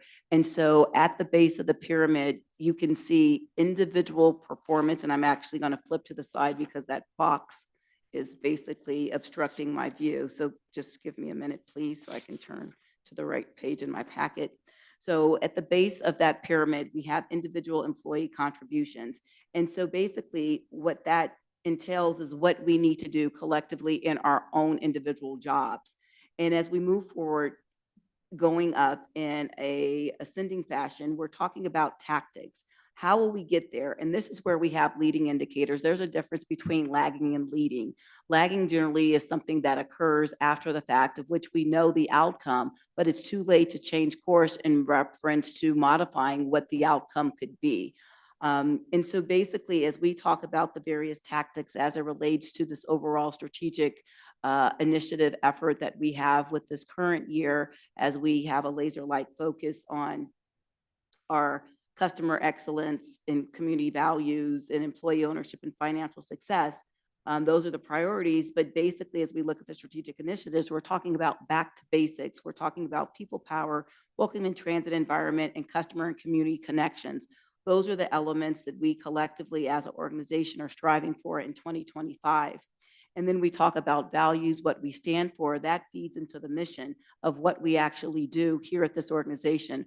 While our functional mission is delivering mass transit services to a 2,345 square service area, ultimately, as we look at what we're doing, we embark upon making lives better through connections. And then there's the vision. What are we striving to achieve? And that is to be the trusted leader in mobility, delivering excellence and value to our customers and community. And so the reason I took the time to explain that, because recognizing while I may be in the position of general manager and CEO, I cannot do this alone. And there's a myriad of different people here that make up the agency, as we're people moving people, that all contribute to bringing this full circle. So once again, the short-term goals are tied to our strategic plan that basically was developed in alignment with opportunities identified through our strategic initiatives. We garnered feedback through different outlets, i.e., a customer value survey, as well as customer satisfaction survey, community value survey, and then our employee satisfaction survey. And the strategic initiatives upon which I'm going to talk about relative to the short-term goals that you all have seen basically center upon goals 1 and 2, aligned with customer and community connections, and goal 3, welcoming transit environment. So to delve a little more deeply into the goal here, that's before you on the slide, that states no later than September 30th of 2025 to increase light rail service availability to 96%, which would constitute 50% of the goal, and to increase annualized on-time performance by 1.5% for both fixed route bus and rail service, which is 50% of the goal. And as I stated, from a background perspective, this goal aligns with the agency's efforts to improve performance metrics related to overall customer satisfaction and the perception of on-time performance. The reason why the word perception is there, because in the transit industry, as we provide data to the National Transit Database as required under the Federal Transit Administration, RTD, like other transit agencies, constitute on-time performance as -1 + 5, meaning we could arrive at a time point a minute early or 5 minutes late for it to be considered on time. But as we heard from public commenters, that does not bode well when you get to a stop, after that time period, and there's the perception that we weren't on time and are not adhering to the schedule of which we have published or put forward. And so historically, just by way of background, RTD's bus and commuter rail service availability metrics have remained above 99%, meaning that for every 100 trips scheduled, more than 99 trips have been operated. Light rail service availability has been impacted in recent years due to several factors, of which I know this body and members of the public are familiar with, but it has to do with operator availability in some instances, state of good repair and preventative maintenance activities. Overall, light rail service availability for 2024 was 94.34%, meaning that of the 223,205 trips scheduled, 208,412 were actually operated. And on-time performance, as well as influenced by numerous factors, including elements within RTD's control and outside. Within the control, example given being operator availability, schedule and maintenance, and outside of RTD's control, regional traffic patterns, road congestion, service impacts resulting from construction, street detours, weather, things of the like. So increasing on-time performance by even small increments requires budgetary support as well as a concerted effort. As I noted before, it's all hands on deck, but recognizing bus and rail operations teams as well as service planning, human resources as we talk about people power, capital programs as we talk about our infrastructure being in a state of good repair. So for the first 11 months of 2024, the average on-time performance for fixed route service by mode was bus at 80.4%, light rail at 77%, and commuter rail at 95.2%. Moving on to the second goal. Goal 2 reads to increase year-over-year fixed route vehicle boardings by 3% from the period commencing October 1st, 2024 and ending September 30th, 2025, while optimizing the increase in RTD's 2025 annualized revenue service hours to 3,191,109. So this goal aligns with the agency's efforts to improve performance metrics tied to community perceptions of the value RTD provides to the Denver metro region and of RTD's provision of service to major activity centers, as well as the state's visionary ridership increase goal of 6%. This segues into what we heard from Senator Winter when we talked about climate. This is basically with that being top of mind with the state's visionary ridership goal, recognizing that we don't have any foundational data upon which this was derived. However, that does not negate our willingness to lean in to do what we can do to try and increase actual transit utilization. So as an agency, we continue to optimize service levels and are incrementally approaching the level of service contemplated in our system optimization plan, which serves as our comprehensive operational analysis as adopted by the board in July of 2022. Funding in calendar year 2025 for the increase in revenue service hours of approximately 102,000 was included in the 2025 budget approved by the board on Tuesday, December 3rd, 2025. And just as a gentle reminder, just on January 19th, we added an additional 200 revenue service hours to the schedule as we're moving forward, which netted enhanced services on 15 bus routes, included additional service on the AB2 route from Boulder to Denver International Airport, as well as 15-minute frequencies on the E and H light rail lines as well. So annual boardings for the period commencing October 1st, 2023 through September 30th, 2024 totaled 65,767,000. 3% year-over-year increases contemplated in this goal will equate to nearly 2 million additional boardings, which is the equivalent of 5,400 additional boardings daily.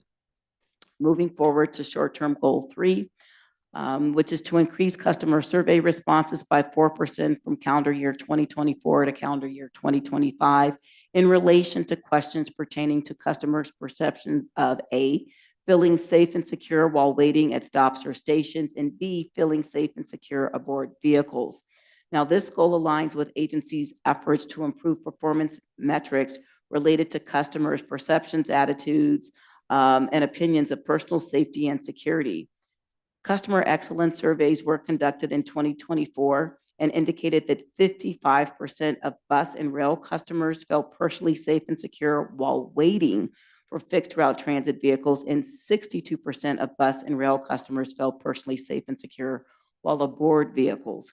While these responses are significantly higher than national averages for transit agencies, staff anticipates that an increase in customer perceptions of safety and security will yield corresponding increases in transit utilizations, i.e. boardings, as customer status, as well as customer satisfaction with RTD services. So as I progress quickly, I'll go through these proposed goals. The performance framework, as identified on this slide, pertain to conversations that ensued at Performance Committee relative to retaining the structure for 2024, whereby the agency values and the core base job account for 64% of annual performance, and short-term goals account for 36% of annual performance. To the right, you have the salary adjustment alignment. I know this is in your packets, but it's difficult to see on the screen, so I'll just take a moment to read these. The expectation category does not meet. The point range is 0 to 49 points. Adjusted base salary goes from 1% to 3.24%, meets 50 to 79 points, equates to adjusted base 3.25 to 5.99%, and exceeds 80 to 100 points from 6% to 7%. Going forward, this slide just depicts the agency values, how the GM CEO shows up, accounts for 10% plus the core base job, i.e. that equates to 60% in sum, and then the short-term goals being 30. And here, once again, are the numbers I read on the previous slide that you can see a lot more clearly. I won't spend time reading that, as I believe I've already read that into the record. And that concludes my presentation. I will yield the floor to you, Mr. Chair. Thank you. Thank you very much, GM CEO Johnson. Before I take questions on the main motion itself, I just want to say full-heartedly, owning up to this process itself, I just really greatly appreciate your patience in this. It is a learning process. I believe we're going to be on the right track when it comes down to it, of flipping our timeline of, instead of having budget approved, having budget approved, then moving forward with the short-term goals. Rather, the directors have a say in the short-term goals, and then the budget is ultimately passed forward. I believe that's going to be the best practice going forward. So again, I believe that this is a learning exercise. We're always trying to be better with the process. And I just wanted to greatly appreciate your insight and your listening. You heard from director-elects at the time, and now standing directors for the director-elects at the time, and now directors. I heard you as well. I listened to you as well. And I heard from the public. I also just got reelected and got back onto this board. And I truly believe these three goals truly capture what we were hearing from the public and what I was hearing from you all as campaigners and now directors. So with that being said, do we have any questions for Ms. Johnson on the main motion? Director Ruscia. Thank you, sir. Just a point of clarification question. So in the presentation in the packet, where we have the chart that correlates the potential bands at which your salary could increase, I just want to confirm that that correlates directly, like on an XY axis relative to the points distribution. I think I did the math in my head correctly, but I wanted to get that on record. Ms. Johnson. Yes. Mr. Chair, thank you, Director Ruscia. Yes, you're correct in your assumption. Thank you. Thank you. Thank you for the question, Director Ruscia. Director Larson. I just have a question about the sort of the reliability goals where it sets up sort of achieving a certain percentage by September 30th. What is the time period that percentage is supposed to be based on, and also the annualized percentage? I mean, it can't just be, well, by September 29th, you have a day with, whatever percentage. I'm sure that's not how it's intended to be calculated. I'm just wondering what. Ms. Johnson. Yes, thank you very much, Mr. Chair, and thank you, Director Larson, for the question. The reason being it's September 30th, as we basically collect data as relates to our third-party contractors and how we basically mine that data and bring that forward. That would be the point in time in which we had it relative to the current performance assessment period. And so we would look at it year over year. If the performance is, I can't remember the exact number, 96%, 96%, for the last year, for the last 12 months, or for the last month, or what is that? So basically, and perhaps you didn't hear this, I know I can talk fast. It would be a year's period of time in which we're evaluating, going back. So taking it back to September 2023 for an entire year for 12 months in which we will assess up until September 30th of, I'm sorry, I meant to say September 30th of 2024, taking it forward for the entire year through September 30th of 2025. Okay, thank you. You're welcome. Thank you for your answer and thank you for your question. Secretary Nicholson. Thank you. GMCO Johnson, just for a clarification for your first short-term goal, it says, to increase annualized on-time performance by 1.5% for both fixed route bus and rail service. Does that include only service operated directly by RTD or also service operated by our contractors, namely DTO and Transdev? Ms. Johnson. So it includes our contracted service as well. That's what I was referencing in my last response to Director Larson, recognizing that we get our data. It's basically provided to us. It's inclusive of contracted services as well. Great, thank you. You're welcome. Thank you for your question, Secretary. Are there any further questions in regards to the original goals? Okay. All right, seeing none. So now we will move on to the amendments.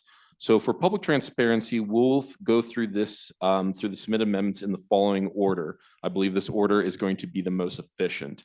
Director Pagliari's replacement of goal number 2, Director Larson's adjustment of the assessment elements, Director Larson's additional goal for fare collection, Director Harwick and Director Ruscha's goal for Vision 0, Director Nicholson's amendment for goal number 1, Director Ruscha's amendment for goal number 1. So there will be 6 total amendments that we'll be discussing. Because Director Nicholson's and Director Ruscha's proposed amendments do conflict, this is why I have moved them to the end. After we work through each of the submitted amendments, I'll ask if there's any additional amendments. Because all these amendments were circulated in advance and directors have had several days to consider them, I am going to limit debate to about to 10 minutes each, no more than 10 minutes for each amendment. Mr. Kroll will share his screen and display a document that will track our progress with respect to the framework as it stands currently and any amendments that are made. The document will show us in real time where things stand when we return to the main motion for a vote on the 2025 GMCO short-term goals. As a reminder, while the item is titled 2025 GM CEO short-term goals, this is in fact GM CEO's performance assessment framework for 2025. And if we do fail to approve this item, we will default to last year's goals, okay? So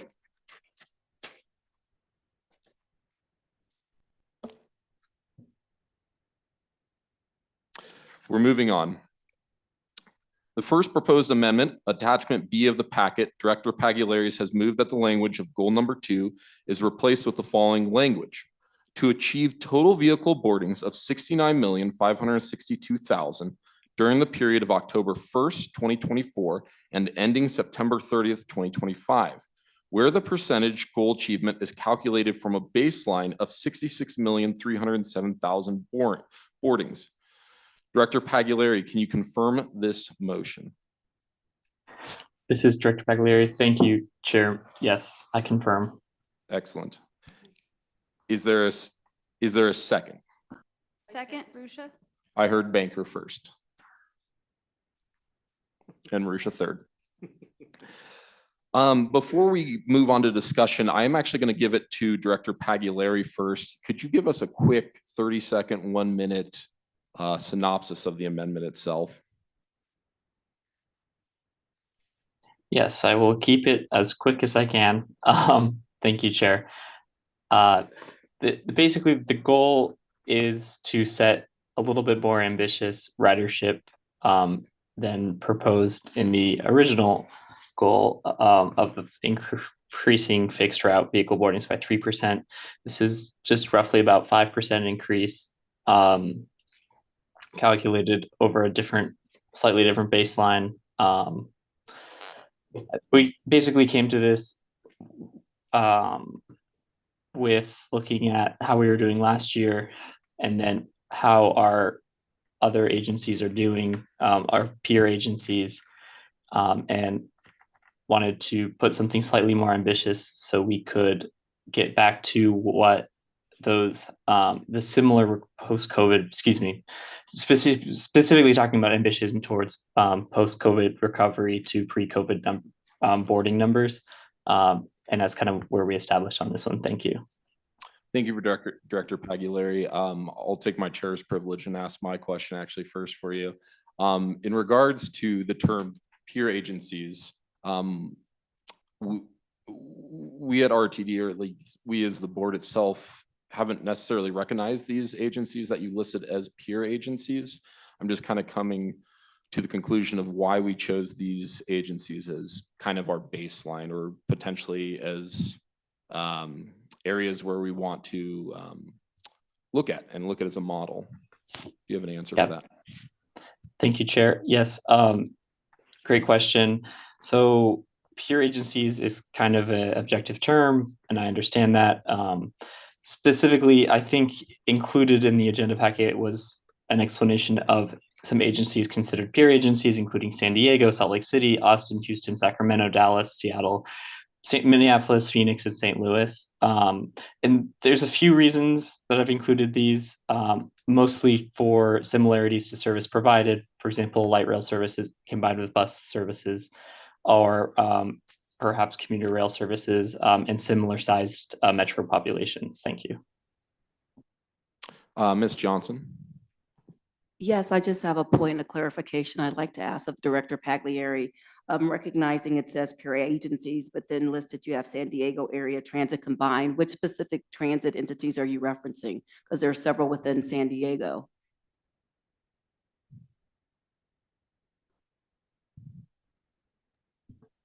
I don't have that in front of me right now. I would have to get back on a specific answer with that one. I believe, I'm sorry, yeah, I don't have the answer to that, but I think it was all three of them. Which three?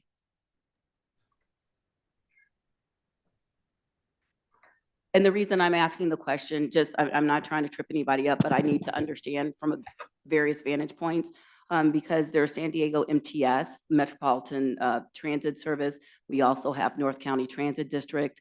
There's MetroLink that provides commuter rail service, and I do see people moving their heads. The reason I'm asking the question is when we talk about peer agencies, we're talking about San Diego that has the opportunity to operate various modes, Greater San Diego County that is in an operating environment that's not adversely impacted by 4 seasons. That's critically important as we look at adverse weather. San Diego does not have to run sweeper trains to keep the overhead contact system warm and prevent freezing and things of the like. That's why I'm asking the questions, not to be obstinate, but I want to understand, because in certain instances we say peer agencies, but there is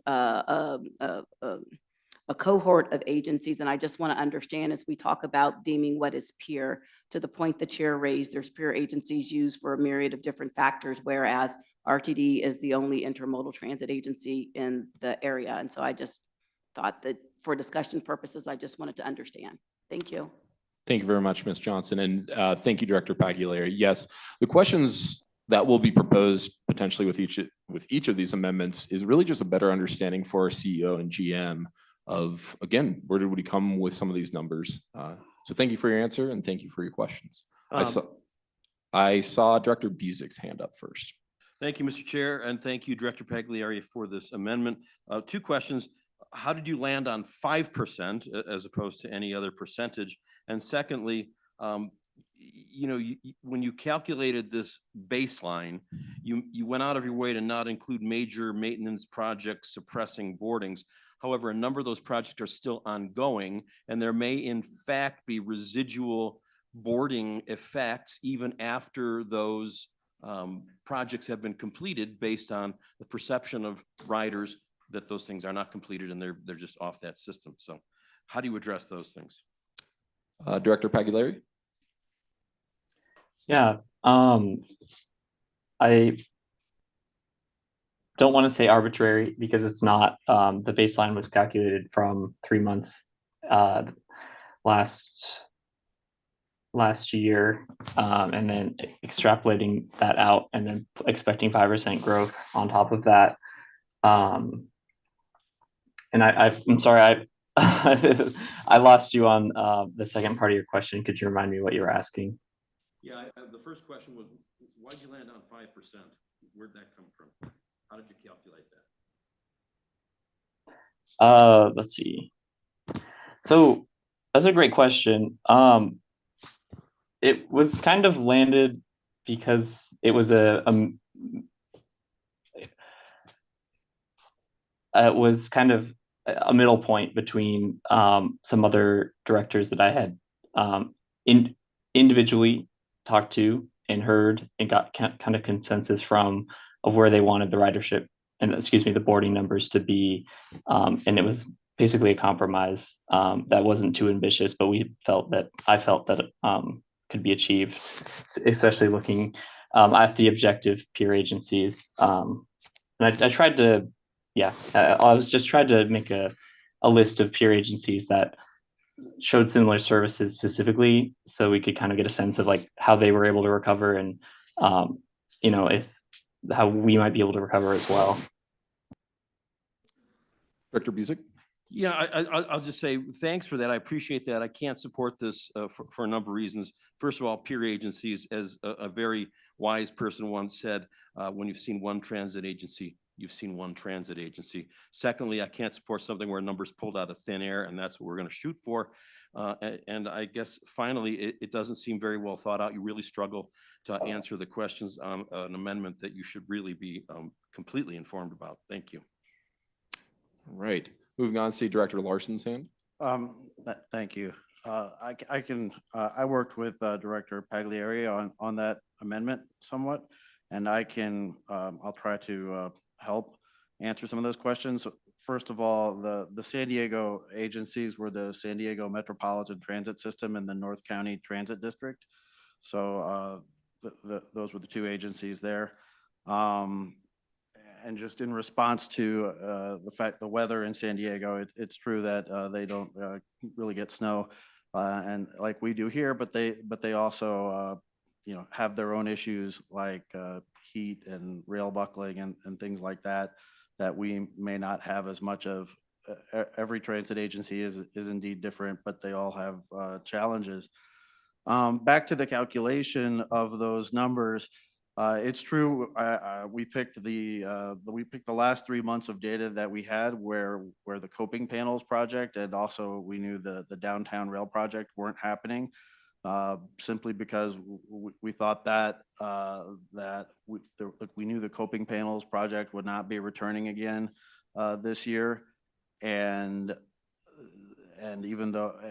we also knew that even though there would be some maintenance projects that would potentially suppress ridership, we also were expanding in some areas and that would balance it out. But really, I mean, the bottom line is we've discussed this process. This is not, to some extent, if we wanted to have a more ambitious goal, we just had to set a more ambitious goal than what was in there. And we wanted to try to get to a more ambitious goal. It's really unfortunate, I think, that this process ended up like it did, where I personally don't have an understanding of why 3% is necessarily any better of a number than 5% or any other number, really. We had already set the budget before we set the performance goals. And what we wanted to do here was try to push things a little bit harder and basically take the risk that we could be erring on the side of being too ambitious in favor of, be in favor of doing that versus taking the risk, frankly, of not being ambitious enough. I think, a lot of us here want to things to be better than they are, and we want to create more emphasis on increasing ridership. And ultimately, in the time allowed, we did have to pick a number. This was a number lower than what some people wanted. And certainly within, not that far away from 3%, which was proposed. And finally, we wanted a number where if it was hit, that would count for all the points for that element of the goal. And that would be exceeding expectations. I mean, if 5% over that baseline is hit, that would mean expectations were exceeded there. If only 3% can be hit, that's still going to be within the realm of meeting expectations. And I think that's the way the goals should work. These should be stretch goals, not sort of goals we know for sure we can hit. And I don't think any of us know for sure what we can hit, but 5% is more than 3%.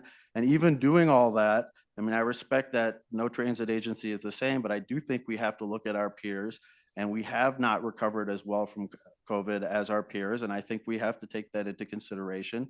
And even hitting 5% growth, we still wouldn't get up to beyond the median of what these peer agencies have done. Thank you, Director Larson. Director Rusha will be recognized, and we are at our 10-minute mark. So Director Rusha and Director Banker and Director Geisinger. Point of information, Yes, didn't I have my hand up a while ago? I'm not sure. So we're gonna try to make it as quick as possible. So I do encourage directors, try to limit your comments to about 2 minutes. Director Rusha. Thank you, Mr. Chair. I just wanted to note that, in fact, I would ask, perhaps our general manager and CEO can explain to us how she came to her metrics for the original goal. I have it in front of me, but I don't want to speak for her, and that might help clarify where we are on baseline. Perfect. Ms. Johnson.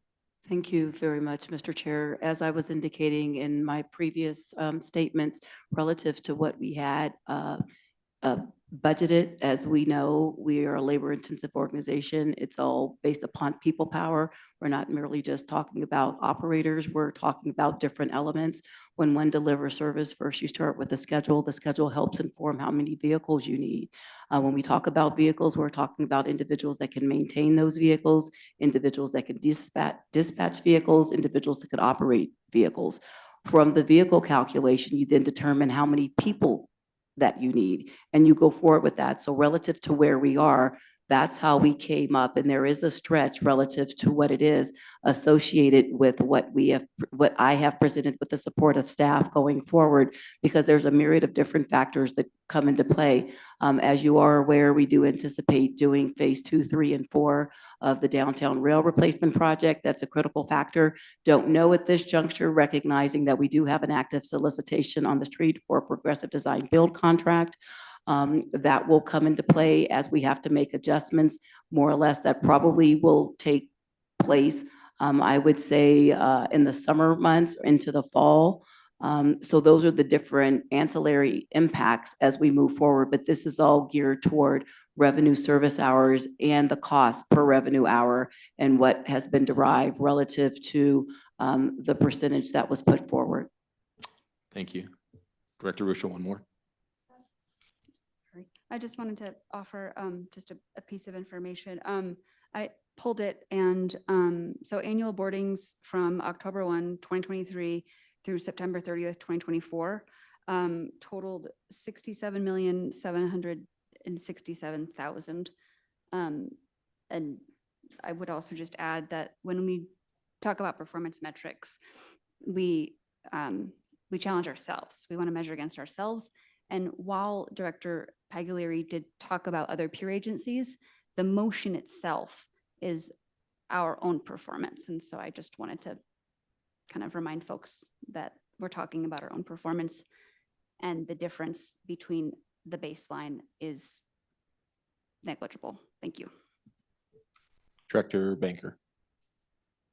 Thank you very much. I am voting in support of this amendment, and here's why.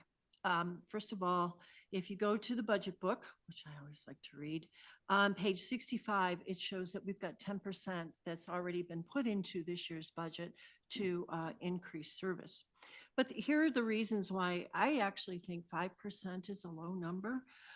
I was one of the folks there saying, let's go higher, let's make it a goal, let's go for 10%. But there was a lot of discussion with folks here, and 5% seemed to be a number that a lot of people felt comfortable with. But consider this, okay? You've got the mall shuttle that's going to be coming back into service sometime later this year. You've got 3 run boards that have already been scheduled. The first one actually took place Sunday, if I recall. So you've got more service that's being planned for this coming year. The rail slowdown, it's got to end, okay? We cannot keep doing 10 miles an hour. We need to speed up that project and get that finished and get that back operating the way it should. And then the last thing that happened this past week was the President of the United States is now requiring all federal workers to come back and work 5 days a week at the office. No more working at home. So that's going to affect how many riders we're going to be having that are going to be requiring RTD service. I look at this as this is not just a performance measure for our general manager. This is a performance measure for us, for the board, for senior managers of RTD, and for all of the RTD employees that are out there. There are 3,600 employees. I believe we should be pulling together as a team. We've all joined RTD because we believe in transit. We've been watched closely by the governor, state legislature, the press. They're all watching us tonight to see, whether or not we're going to set a little bit higher goal for ourselves. I feel that if we could all come together and see this as our goal and not just something that, we're going to put on the chair here of our general manager, I think we need to come together, and there are so many things that we can do this year. I mean, we've broached the idea of bringing back Broncos Ride. Think of what that can do for ridership. There are so many possibilities that we have this year to increase ridership, and I think we should go for it. And so I would urge a yes vote on this. I still feel 5% is a modest increase. I would like to go for 10%, but 5% I think is a really good start. So thank you for your. Thank you, Director Brinker. So we're going to take Director Nicholson and Director Geisinger, and we're going to put this amendment to a vote. Great. I just have a very quick point to make.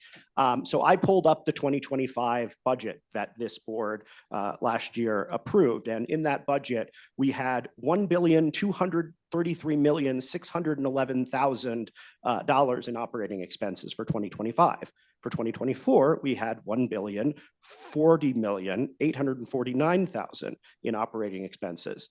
Now, I'm not great at math, so I had to use a calculator, but that represents an 18.5% increase in operating expenses year over year.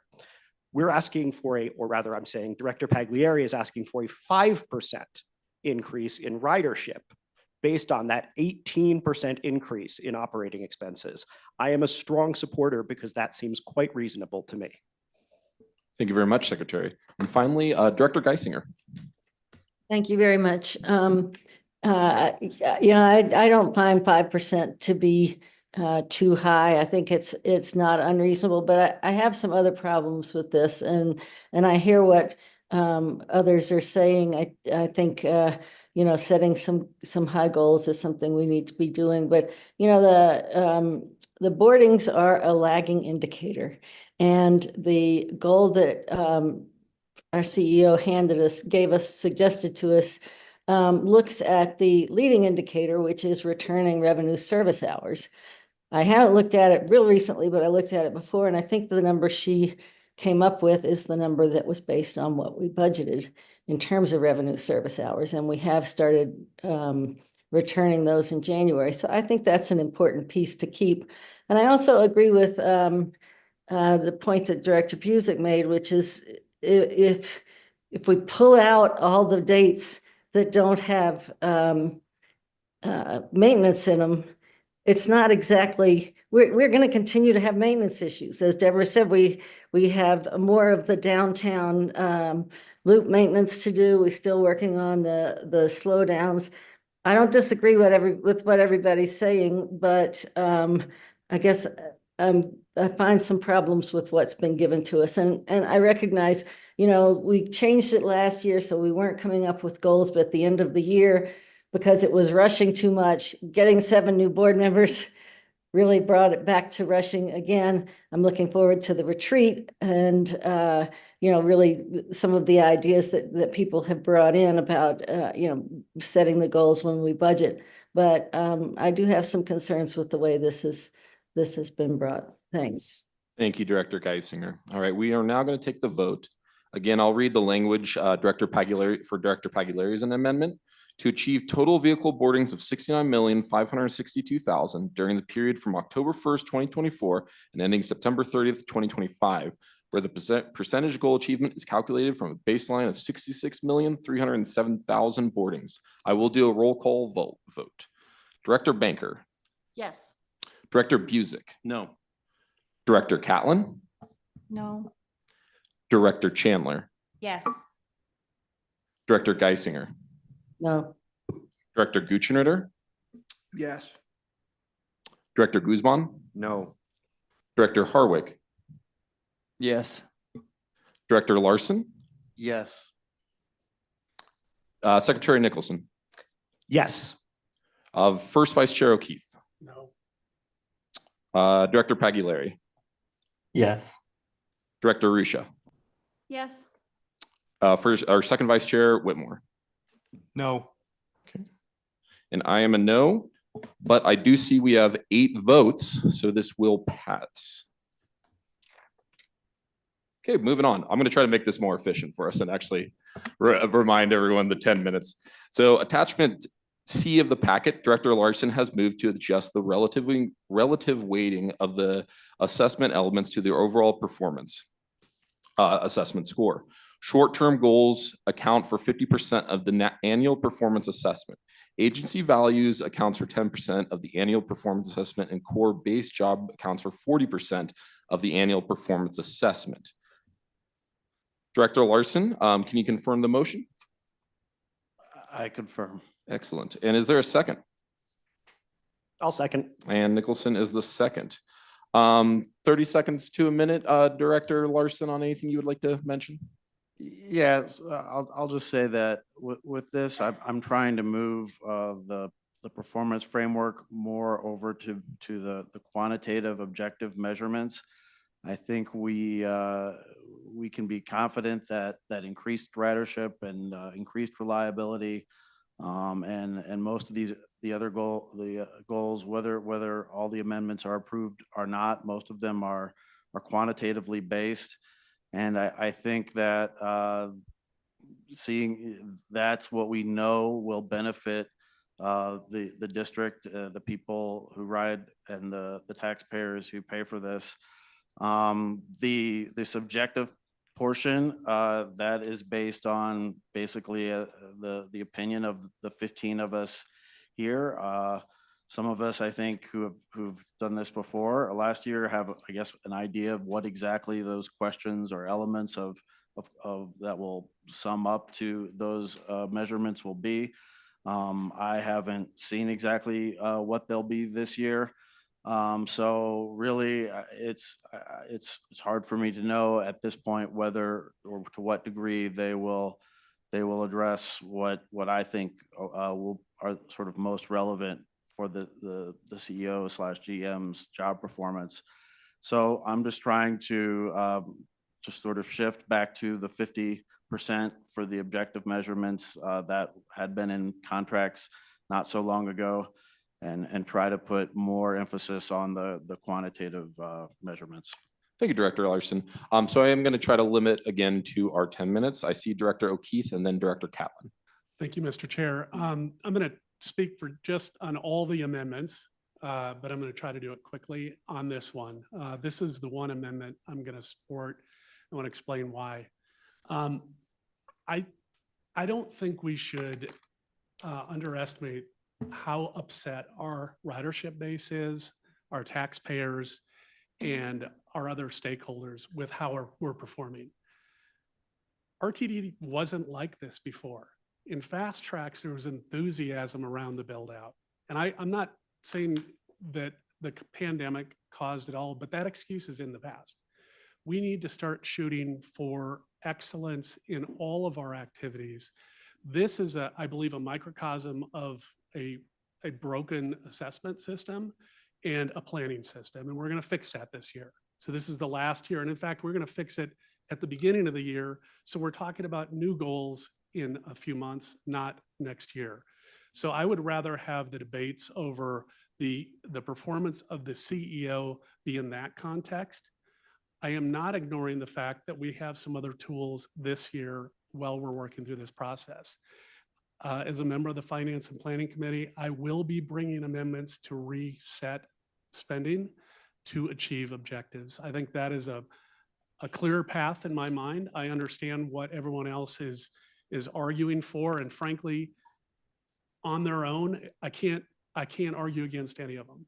But I'm going to take a step back in the process, and we are going to push harder as a group. I think Karen, Director Banker, won't kick me, had it right. These are our goals, not the CEO's goals. And all of our employees have to see their participation in their goals against her goals. That's how you get enterprise change. And I think this is an important discussion, but it's one that is about a past process. And I hope we can move forward quickly. I'm a yes vote on this because I think arguing over weighting right now is an appropriate thing. Arguing over the fundamental baseline goals, I just don't agree with at this point. Thank you. Thank you, Director O'Keefe. Director Catlin. Well said, Director O'Keefe. I wanted to say that most of us were not really happy with this weighting process last year. And I know that there was some concern that alignment with agency values wasn't weighted quite high enough. And I would still suggest that it is not. But I would say that the proposal that Director Larson articulated, and by the way, your research was very, very thorough, and I was very impressed with your arguments in favor of this. So I'm supporting this amendment just because I think we needed to change that process, and this is a good start. So thank you, Director Larson. Thank you, Director Catlin. Director Busick, let's have you as the final talker. I'm just confused because my understanding is the recommended action is to approve the 3 SMART term goals. And this is a motion to change the weighting and measurement of achievement of those goals. Is that part of the overall general motion? Ms. Snyder. Yes, thank you for the question. So I did send out an email to the full board with all of the things that need to be adopted. But yes, the short-term goals need to be adopted. The board needs to adopt the weighting. The board needs to adopt the ratings, the point distribution, and the percentage distribution across the 1 to 7% potential eligible increase. Great, thank you. That's all I have. Excellent. Any further discussion? Director DeRusha? Thank you, sir. I was wondering if so first, I am inclined to support this amendment. I wish we could have done it at the end so we could see the whole package. But I think Director Larson has made some good points, but I would like to hear from our general manager and CEO how she feels about this potential change. Ms. Johnson. Yes, thank you very much, Mr. Chair. Thank you, Director Rusha, for the question. I'm fine if this is the direction in which, like I said, we're working collectively and cooperatively, and we're in it together. So I'm not adverse to this. Thanks. Thank you. Director Guzman. I would like to remind everybody that in the board packet, there is an interesting instruction about what the board is supposed to do. We are responsible for motivating is the first word. Then assessing and rewarding the agency's general manager, CEO in relation to short-term, annual, and long-term performance goals. I cannot support this. The research is there. It's a complete departure from what we have done in the past. This says points. We're not talking about points. We're talking about weighting, which is a percentage. It's poorly put together, although I understand that that might just be a technical error. We need to be careful with how we present things to each other and ensure that we do that right work. The board is going to vote how the board is going to vote. I do believe the emphasis that we put on the work of the general manager CEO should align with what the general manager CEO is here to do, which is a core base job function, and to represent this agency through our values. Short-term goals are not where the emphasis should be put, and I don't believe that that's a fair split between those two things. Because if we are not getting the work done on the job description for which we hired, then short-term goals do not make a difference. So weighting those in a manner that put them at equal level with the core job functions that we ask of any general manager CEO seems ridiculous to me. I know in private enterprise, capital business, this may be the way that things are done. We are not that. This is a government agency and an enterprise of the state of Colorado for which we are overseeing a public transportation network. And yes, I do not take lightly where voters are at. I'm one of them. I don't take lightly where taxpayers are at. I am one of them. And I stepped up for my community, as all of you have, to serve. But if we're not creating a set of goals that is motivating, we're creating a set of goals that is potentially creating a toxic environment for any employee to want to work here. And I would urge you not to move this forward. We can have the discussion later in the year and we can certainly seek change in this process. But at this juncture, I don't think that would be wise. Thank you, Director Guzman. All right, I'm going to call for the vote on this amendment. Just as a reminder, short-term goals account for 50% of the annual performance assessment, agency values for 10% of the annual performance assessment, and core-based job accounts for 40% of the annual performance assessment. All right, we are taking the vote on Director Larson's first amendment. Treasurer Banker. Yes. Director Busick. No. Director Catlin. Yes. Director Chandler. Yes. Director Geisinger. Yes. Director Guchenritter. No. Director Guzman. No. Director Harwick. No. Director Larson. Yes. Secretary Nicholson. Absolutely, yes. Vice Chair O'Keefe. Yes. Director Pagliari. Yes. Director Rusha. Yes. Vice Chair Whitmore. Yes. And I am a yes. This will pass with 11 votes and 4 no votes and 0 abstentions. Okay, moving on. We now move to Director Larson has another short-term goal. It reads, without increasing per rider fares over current levels and excluding fares derived from paratransit services, increase fare collection from October 1st, 2024 to September 30th, 2025 by 5 million over total fares collected in the calendar year 2024 by reducing fare evasion. Director Larson, can you confirm this motion? No, I would like to amend it and remove the last 4 words by reducing fare evasion and strike those out. All right, so the last 4 words will be removed. Can I get a second? Second, Director or Treasurer Banker. Discussion on this item. Director Rusha. Thank you, sir. So one, I appreciate striking the last few words of this amendment because one, we wouldn't have a way to measure specifically how we were increasing fare box recovery. And I was a little bit worried that we would be putting a pressure on staff in measures that we know in terms of fare evasion are incredibly expensive and don't add to the bottom line. But I'm just going to ask the same question I did before, is to our general manager and CEO, because this is substantially different. Actually, I'm going to stop because I thought we were replacing goal number 3, but I'm looking at the screen and it says add. I guess I need a point of clarification. Are we replacing goal number 3 or adding a short-term goal? I did not include replacing goal number 3 as part of this amendment. So this So this would be a fourth goal. fourth goal. Unless somebody wants to propose striking goal number 3. I think the easiest method would be suggesting this be added as a fourth goal. Okay. Is that my motion? No, I'm just answering in general because you're the last speaker. Did you have any further comments? No, I would just like to hear from our general manager. Thank you. Mr. Chair, if I may.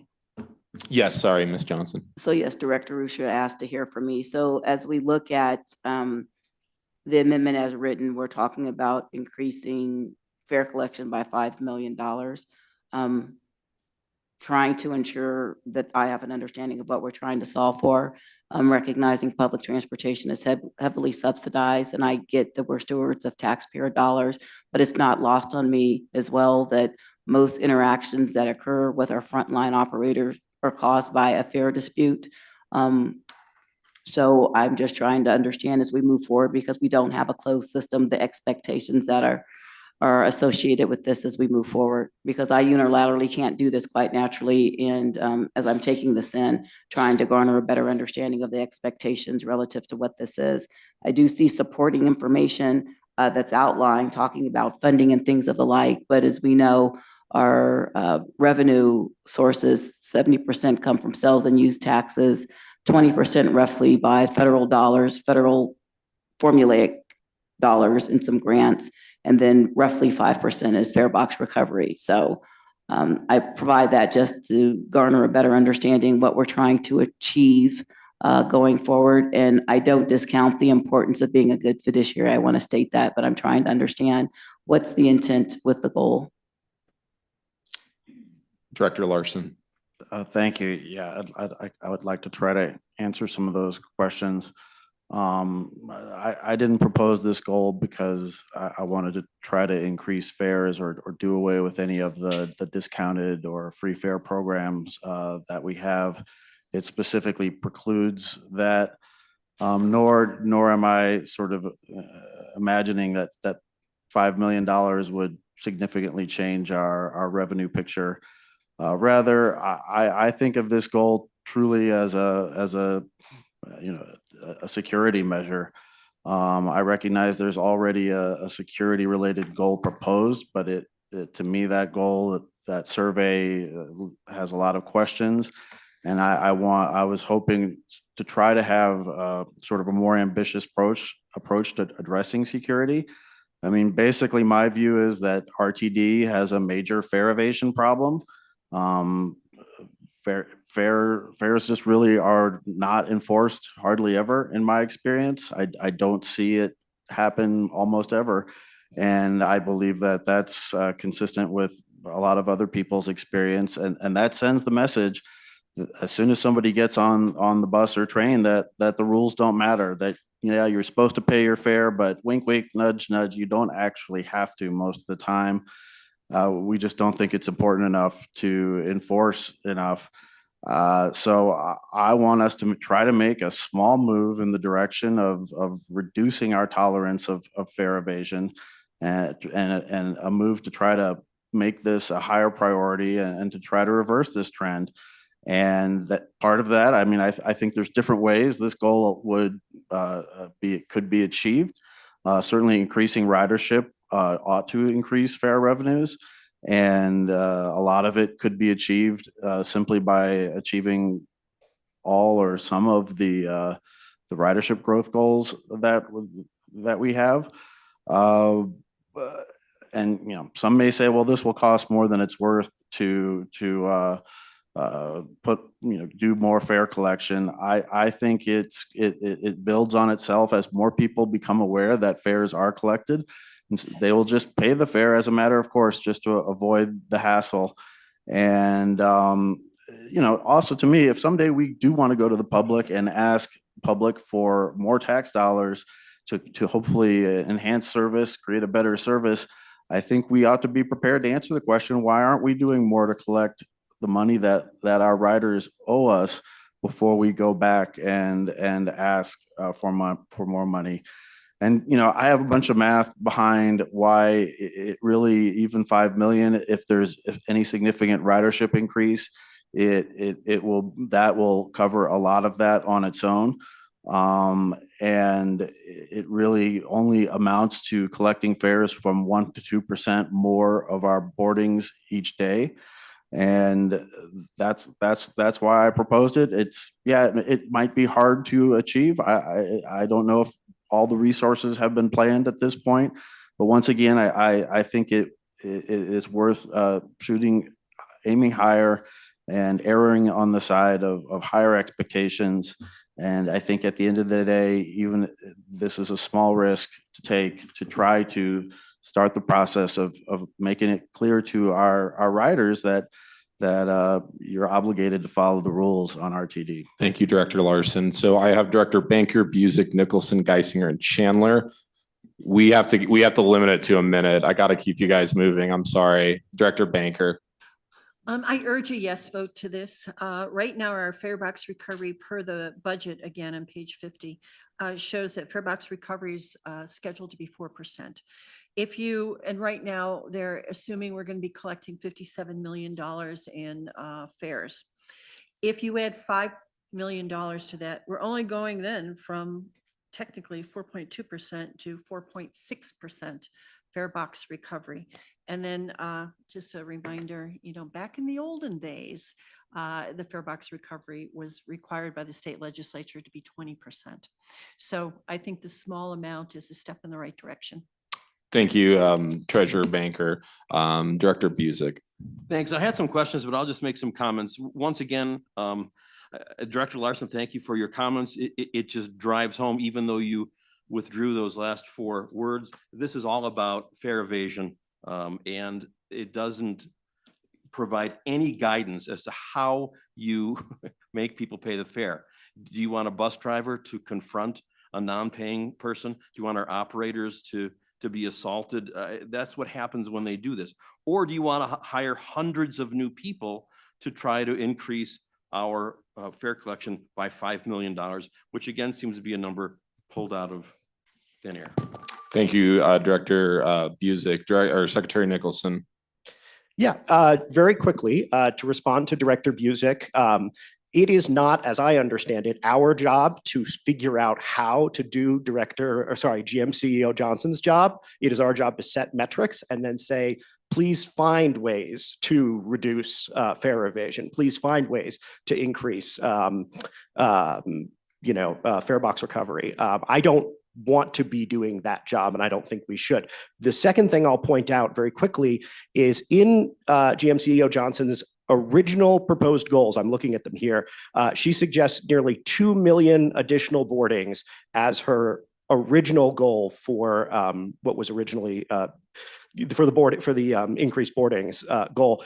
I'm doing the math off the top of my head. That's $5.5 million, assuming every single person of those 2 million pays their fare. To Director Larson's point, assuming everyone in the new goal that we set pays their fare, it's well above the number that we're targeting here. I think if we can't hit 5 million, considering that the CFO, Doug McLeod, said on the record at the SMART hearings that we'd hit 68 million riders in 2025, that gets us very, very close. And that was his public projection to the state legislature. I don't think this is an unreasonable goal. Thanks.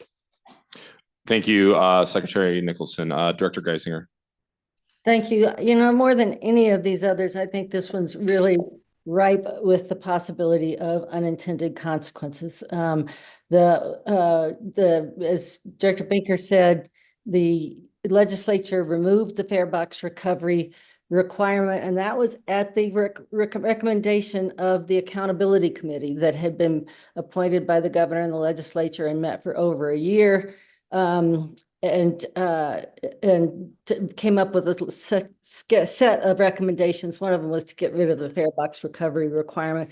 We're making good progress on hiring. We've got a great team that Ms. Pelleggi is leading. And, to me, are we going to hire people to provide more service, to do the other jobs that Ms. Johnson was talking about? Are we going to hire people to go on and check for fares?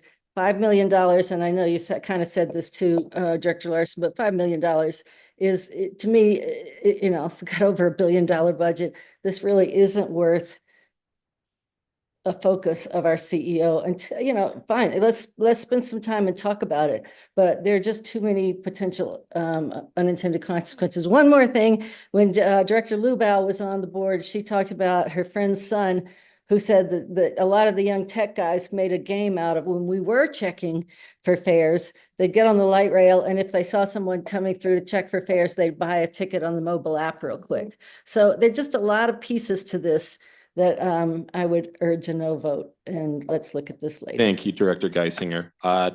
Director Chandler. Yes, I'll be in favor of this. I would like to say if something is free, it's of no value. And that's what's happening right now. People are not valuing the system. I get a ton of complaints about the security on RTD. And this is, for me, and as a security hawk, a first step.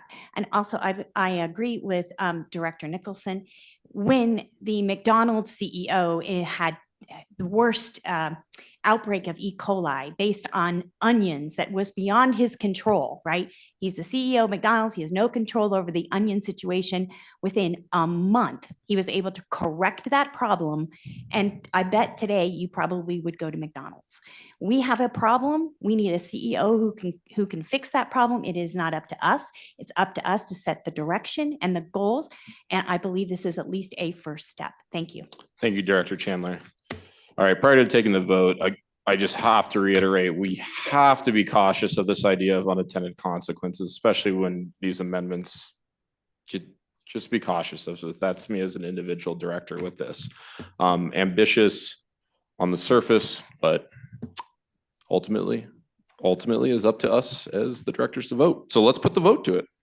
All right, so again, the language is without increasing per rider fares over current levels and excluding fares derived from paratransit services, increase fare collections from October 1st, 2024 to September 30th, 2025 by 5 million over total fares collected in the calendar year. Treasurer Banker. Yes.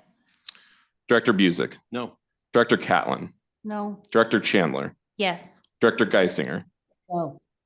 Director Guchenritter. No. Director Guzman. No. Director Harwick. No. Director Larson. Yes. Director Nicholson, or Secretary Nicholson. Yes. First Vice Chair O'Keefe. No. Director Pagliari. Yes. Director Rusha. Yes. First Vice Chair Whitmore. Second Vice Chair, I didn't get. Oh, sorry. Yeah. Second Vice Chair Whitmore. The evening's young. Yeah, I'm a no vote. I'm also a no vote. So I am seeing 6-9. This amendment will fail.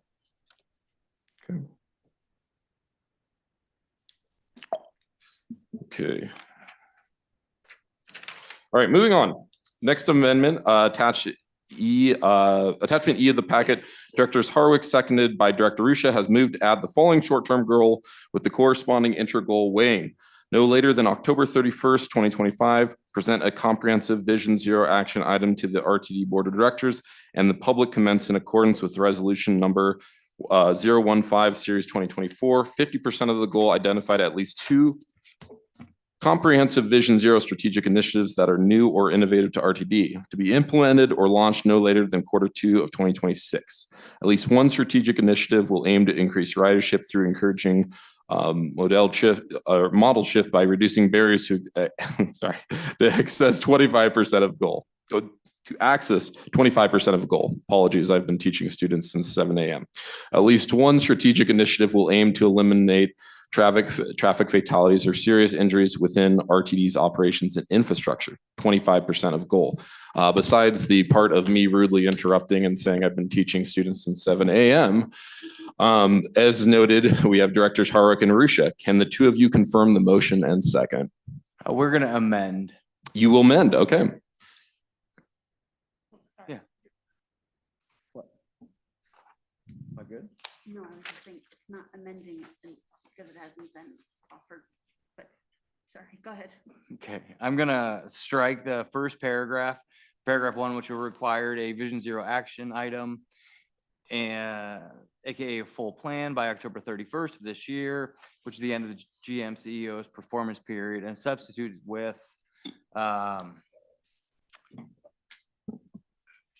increasing the number of strategic initiatives from 2 to 4, recognizing that we have other planning initiatives going on right now. We felt it more prudent to ensure that our final comprehensive Vision Zero action plan be done right instead of fast.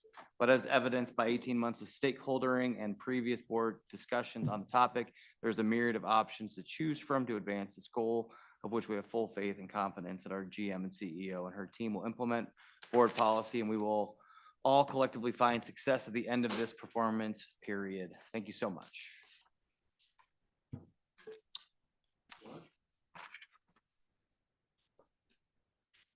Yeah, Director Rusha, I need some help. I misspoke. No, it's fine. The, I also sent, Mr. Kroll, the language, but essentially what we're doing is striking the first paragraph because we don't want the agency to have, we already have a lot of strategic planning going on and potentially through legislation more coming come April. So we did not want to rush the final plan. But just recognizing that this was a 3-part goal, then all we're doing is saying instead of at least 2 strategic initiatives, we're saying 4. So there'd be 2 strategic initiatives to increase ridership through encouraging modal shift by reducing barriers to transit, and then at least 2 strategic initiatives that will aim to eliminate traffic fatalities or serious injuries within RTD's operations infrastructure. And that would now be a 50-50 split on this goal. I also just wanted to add that we did dialogue with our general manager before we made some adjustments to this amendment. And I do not want to speak for her, but we do feel this is appropriate and fair. Thank you. Thank you. Is there any discussion on this? Yeah. Yeah, GM CEO Johnson. It would be an added goal. It'd be an added 4th goal. So let me just ask, is this how I have it displayed, what you are intending on proposing? So can you confirm that? Yes, Mr. Kroll. Okay, and then I think at this point, it would be appropriate to get a motion in a second Perfect. and then take GM and CEO Johnson's comments. So I'll read it out loud and then get a motion second. Identify at least 4 comprehensive Vision Zero strategic initiatives that are new or innovative to RTD, be implemented or launched no later than Q2 of 2026. At least 2 strategic initiatives will aim to increase ridership through encouraging a shift by reducing barriers to access, 50% of goal. At least 2 strategic initiatives will aim to eliminate traffic fatalities or serious injuries within RTD's operations and infrastructure, which would be 50% of the goal. Motion and second, Harwick and Rusha. And one more point of clarification, this you are proposing to add as an additional goal. Okay. Yes, right there in the objective. It states. Perfect. So this would be a 4th goal, and I'm going to go over to CEO GM Johnson. Wait, sorry, I'm sorry, point of order. Did you? This is the 4th goal. The 5th one that was proposed, or the 4th one did not pass. Correct. So this is the 4th goal that is. I think we're trying to motion, Oh, we're you're trying right. to motion in second, sir, over here. Well, We've got the motion. we have the motion Two. second. Yeah, you have the motion second. Okay, thank Yeah. you. So I've Didn't hear it. yeah. So the I'm motion sorry. second has been recognized. Now I'll recognize CEO GM Johnson. Thank you, Mr. Chair. A point of clarification, because as we talk about the performance framework and the timeline, it says Q2 of 2026. So we're talking about no later than June 30th of 2026.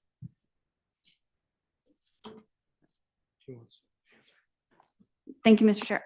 Yes, so the rationale behind that language was because we might have a strategic initiative that can't be implemented, but everything else is in place, right? So for example, when we passed new fares, that was like 3 or 4 months before the fares went into effect.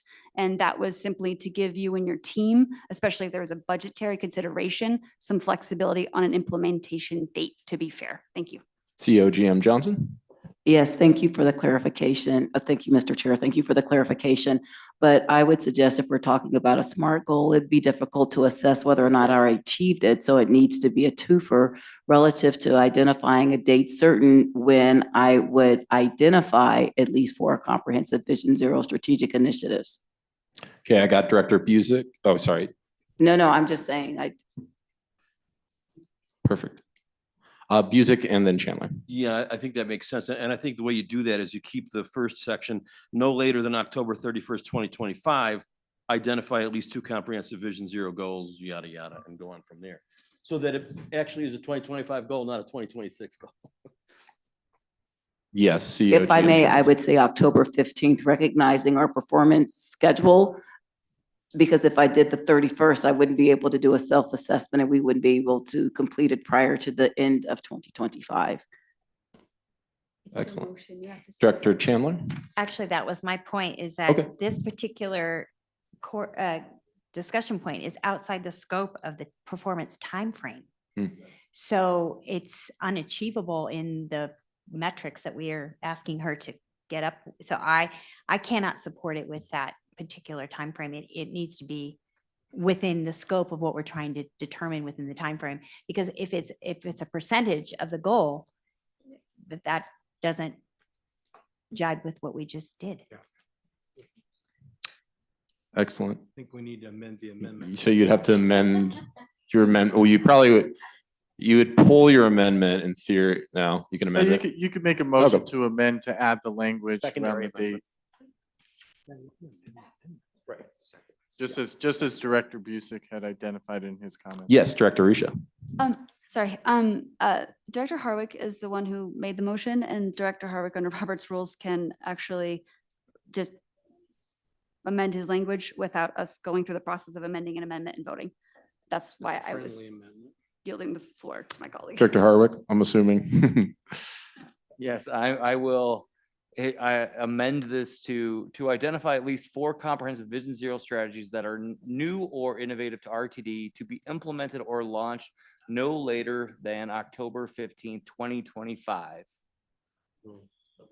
That wasn't. If I may. Identified by. I would suggest identify at least 4 comprehensive Vision Zero strategic initiatives no later than October 15th, 2025. To be identified by no later than October 15th. And then implemented in 2026.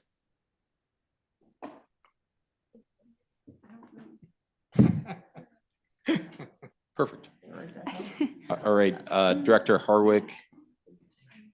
Does this match what we're looking for, Director Harwick? I think we're potato here. Got a subcommittee going after it, which is probably what we needed. As the discussion goes forward, I do want to remind all of our directors that GM CEO Johnson has already been asked to implement a Vision Zero initiative, and I believe that is already in the works as is. So I would also be cautious with this goal as well. So. Point. Excellent. Sorry, Director Risha? Yeah. Did you have, I'm sorry, did you have a question before your comment? I'm not sure if there's a hanging question for the mover or seconder. No Okay. questions. So we're good. All right. Did you, are there any questions or comments on this one? Director Secretary Nicholson? Yep. So I'm from Northern California, as all of you know, and in Northern California, the biggest, most active public transit system is Caltrain. And I'm just going to read something from a blog about something that happened when I was just out of high school.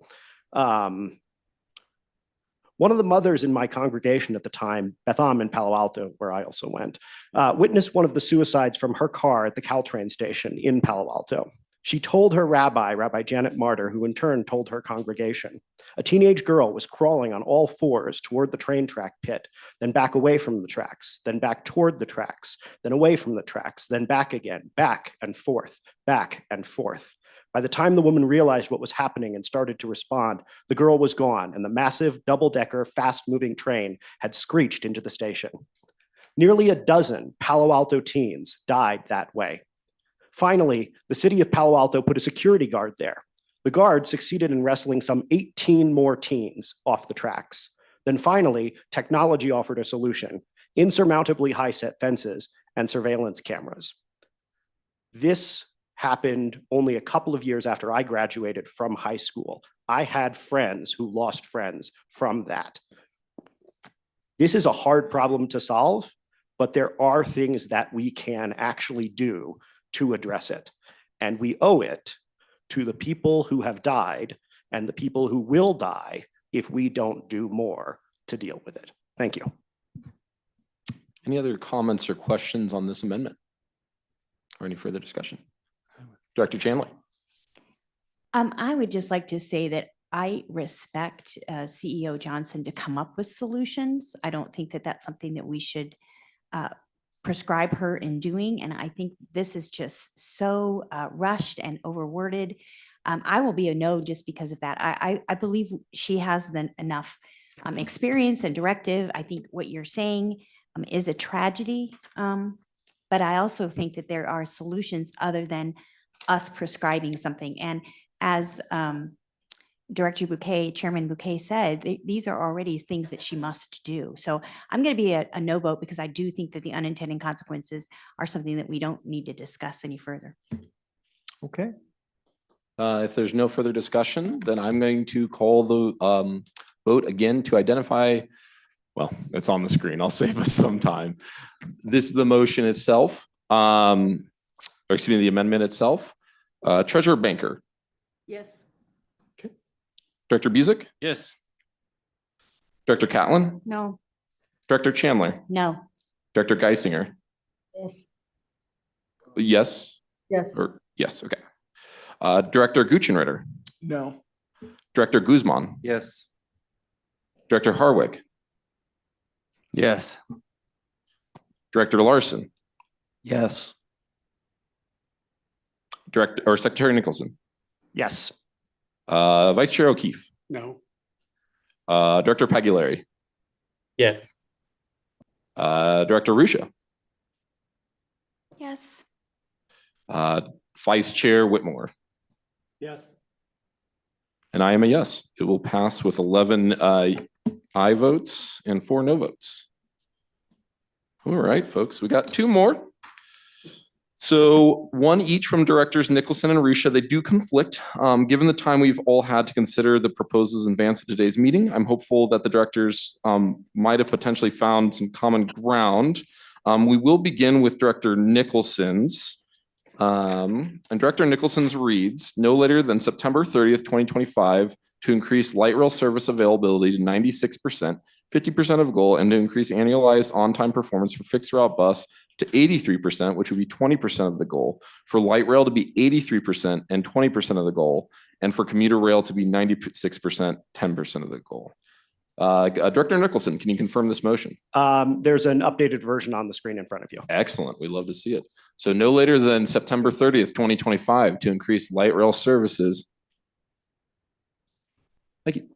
To increase light rail, excuse me, I'll read it one more time. No later than September 30th, 2025, to increase light rail service availability to 96%, 50% of goal, and to increase annualized on-time performance for fixed route bus to 83%, 15% of goal, for light rail to 83%, 15% of goal, for Access-a-Ride paratransit service by 2%, 15% of goal, and for commuter rail to 96%, 5% of goal. So yes, it looks like the difference is Access-a-Ride has been added. Director Nicholson, can you confirm now?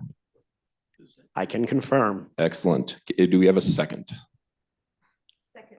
And I got Director Banker as the second. Is there any discussion on the amendment? I'd like to say some things. Excellent. Secretary Nicholson, you recognized. Thank you. So this amendment establishes clear goals for on-time performance for bus, light rail, commuter rail, and paratransit. First, the amendment reflects a minimal increase of 0.08% for commuter rail, which is running extremely well with current on-time performance north of 95%. This goal is 0.7% less than the goal proposed in the original main motion, which was a 1.5% increase in aggregate. The amendment sets a benchmark of 83% for buses and light rail. This target is both ambitious and realistic, aligning with industry standards from agencies like MTA and WMATA in Washington, which set on-time targets at 80 to 85% range. For bus, it is in line with our own past bus on-time performance over the past 5 years. Jack, that's your cue to pull up the webpage we talked about. Waiting for our executive manager. I will let him work on it and keep reading. Yes, 83% for bus and light. Our own past on-time performance, which has hovered around 83% over the past 5 years for bus. It is 1.1% higher than the goal offered in the main motion. Thank you very much. As you guys can see, we have had fairly reliably 82%, 81%, and then going back even just to 2022, 84%, 83%. So this is not, out of the realm of possibility for RTD, even in the very recent past. The light rail target is both ambitious and significantly short of where we have been in the past. Traditionally, per our dashboards, please scroll down to the light rail, our light rail on-time performance has been well above 90% consistently and fell dramatically, it's a little farther down, fell dramatically over the past year. 83% is 6% above our annual OTP performance of 77% from last year. And more notably, it is 23% higher than the 59.85% on-time performance for light rail that we had in November of 2024. And I will say, when we craft the assessment tool for this goal, we should factor those data into account in how we think about the baseline. This goal is 4.5% higher than the one in the main motion, which is at 78.5%. We face significant challenges on our system right now, and we're doing critical work to make up for years of deferred maintenance. I am excited we will be completing major segments of that light rail maintenance in the next month, but we also must face the pain that our riders are feeling. We received multiple emails as public comment tonight pleading with us to take reliability more seriously. People are hurt when we are unreliable. In addition, late buses and trains disproportionately affect low-income riders, shift workers, and transit-dependent communities, people who have the fewest alternative and the highest stakes when it comes to delays. By addressing these disruptions, we're making transit more equitable and accessible for everyone. It is essential that we accomplish this goal while also showing respect for our transit workers.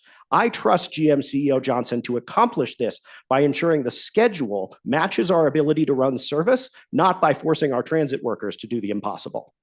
This amendment also incorporates Director Rucha's amendment on paratransit as an equally critical part of our transit network. Paratransit is RTD for thousands of our riders, and they deserve an equally reliable transit service.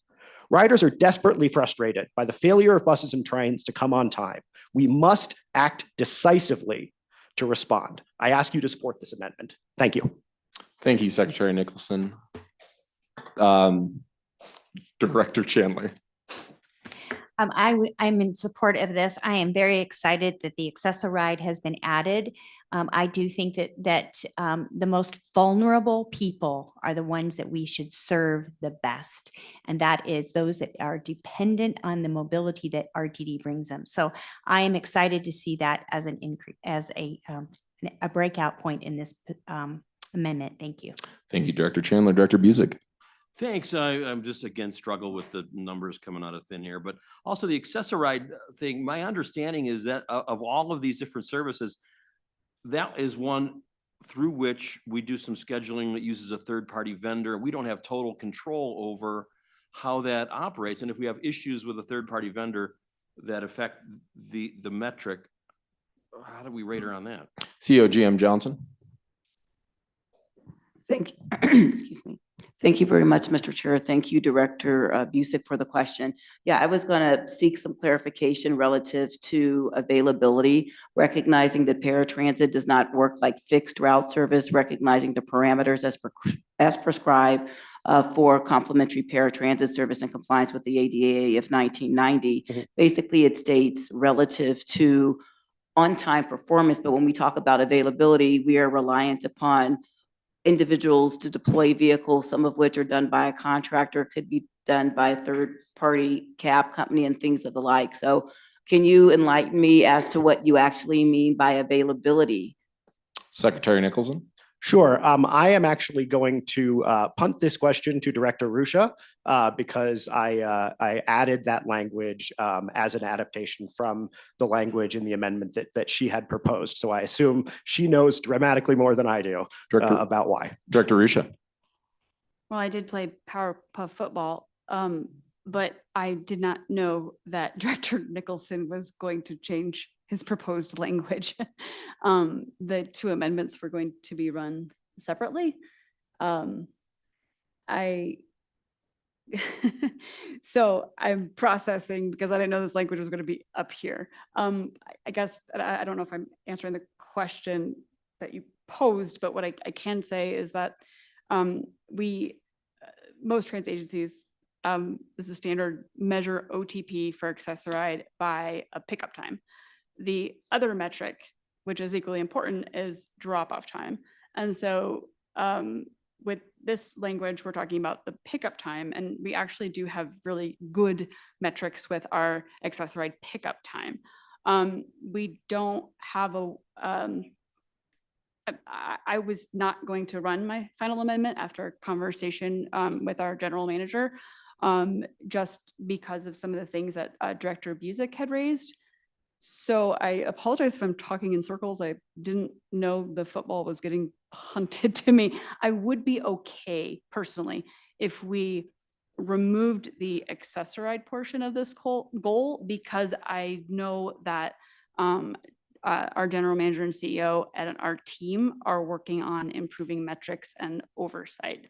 So I don't know if that means anything, but I caught the football. Thanks. Yeah, Secretary Nicholson. I would like to substitute the original amendment text, which you read when you first proposed the goal, to be the new.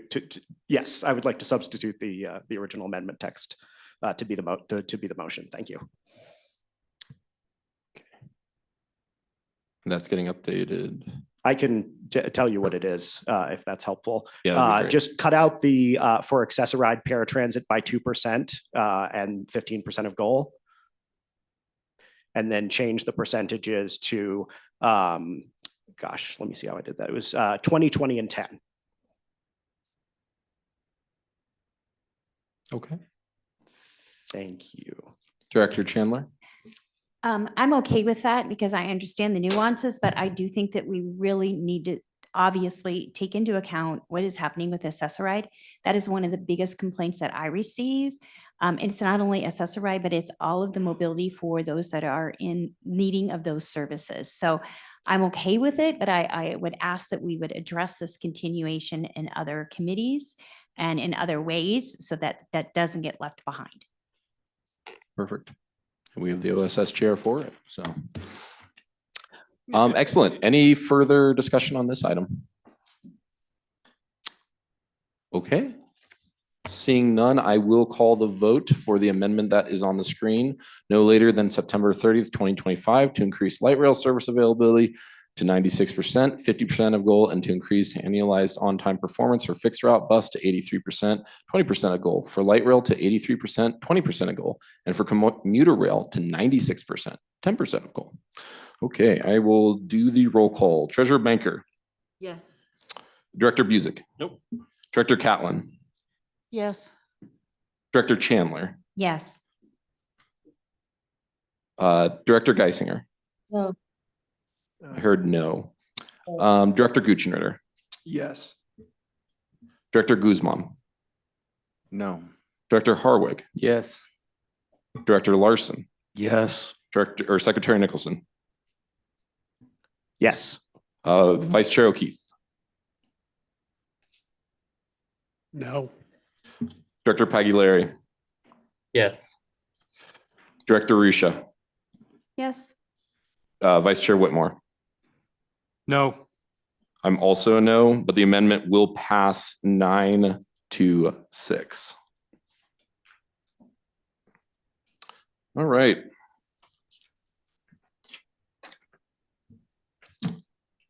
So Director Rusha, we have your amendment is next. You will not be running it, from my understanding. That is correct, sir. All right. All right. Well, we'll keep moving on then. So that was all the amendments that were proposed. First off, I just want to say thank you all. Thank you for those who are sticking around. This is the process. And if anyone is curious how policy is made, this is the demonstration right here. The sausage making in full display. Okay.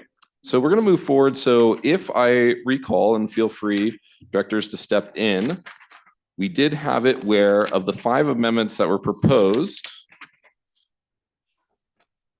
we did have 4 of the 5 pass. I do want to reiterate what those ones were.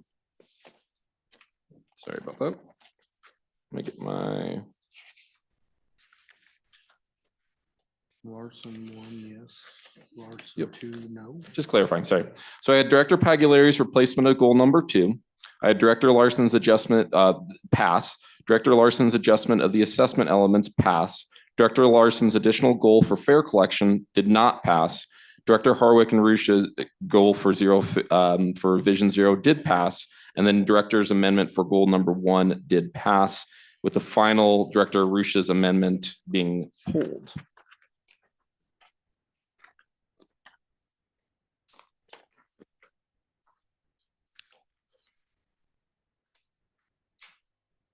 All right. So I think we're going to move forward. Mr. Kroll, remind me, procedurally, do I need to read off the exact language of where the goals are at? Yeah, if you give me one more minute No here, I worries. should be able to have everything as it was discussed, but I want to make sure that we're all on the same page here. I don't remember. I'm sorry. No, you're good.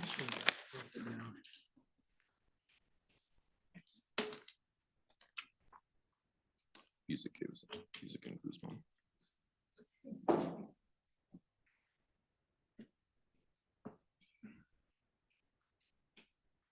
Yeah, so it's a main motion as amended by the approval. Yes.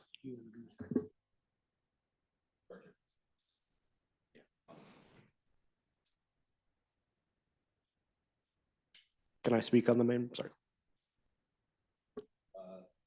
Sure, Director Nicholson. Just very briefly, I want to recognize Director Guzman for the Herculean amount of work that he put in on this process. It has not been easy, and the needs of some of the new directors has made it that much harder. And I really appreciate both him and GM CEO Johnson and General Counsel Snyder for putting up with us through this process and being willing to listen to all of the feedback and as we figured out for the first time, how we fit into this process. So thank you to all 3 of you. Obviously, let's never do it this way again, but I appreciate you, being a part of it the way that you were and getting us to this point. Thanks. Perfect. Thank you for the comments, Secretary Nicholson. Director Kroll, just let me know. Or Mr. Kroll, sorry. Okay, let's double check this so that we're all on the same page. We've got short-term goal number 1 as amended by Director Nicholson. Is that correct, Director Nicholson? Yes. Then we have short-term goal number 2 as amended by Director Pagliari. Is that correct, Director Pagliari? It is correct. Then we have short-term goal number 3, which was not amended and carries over from what was proposed by GM and CEO Johnson. I believe that matches what is in the packet. And I'm fairly confident in that.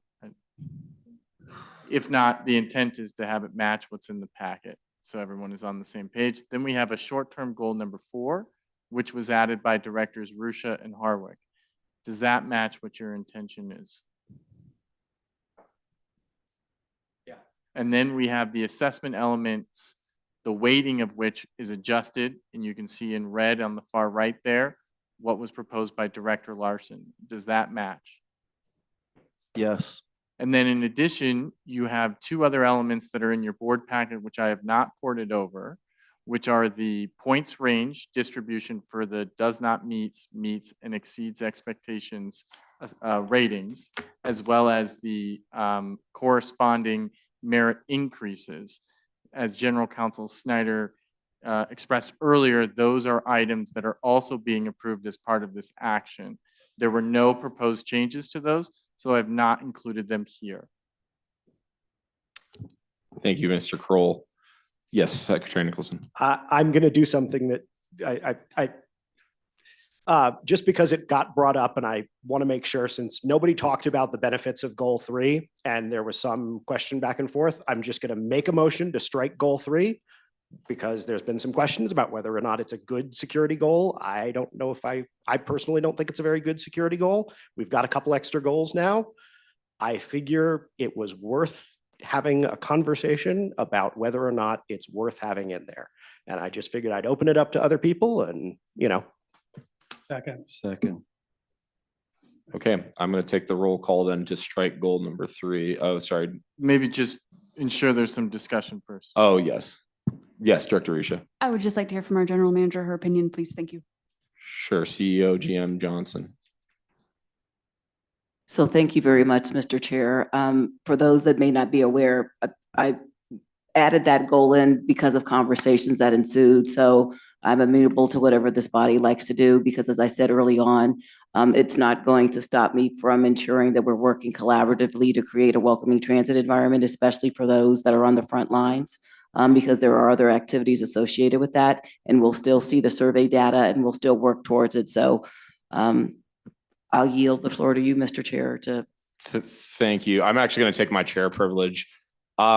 This is personal security. This is what we heard and addressing it. And this has already been planned for. These are the conversations that I heard from the director-elects at the time.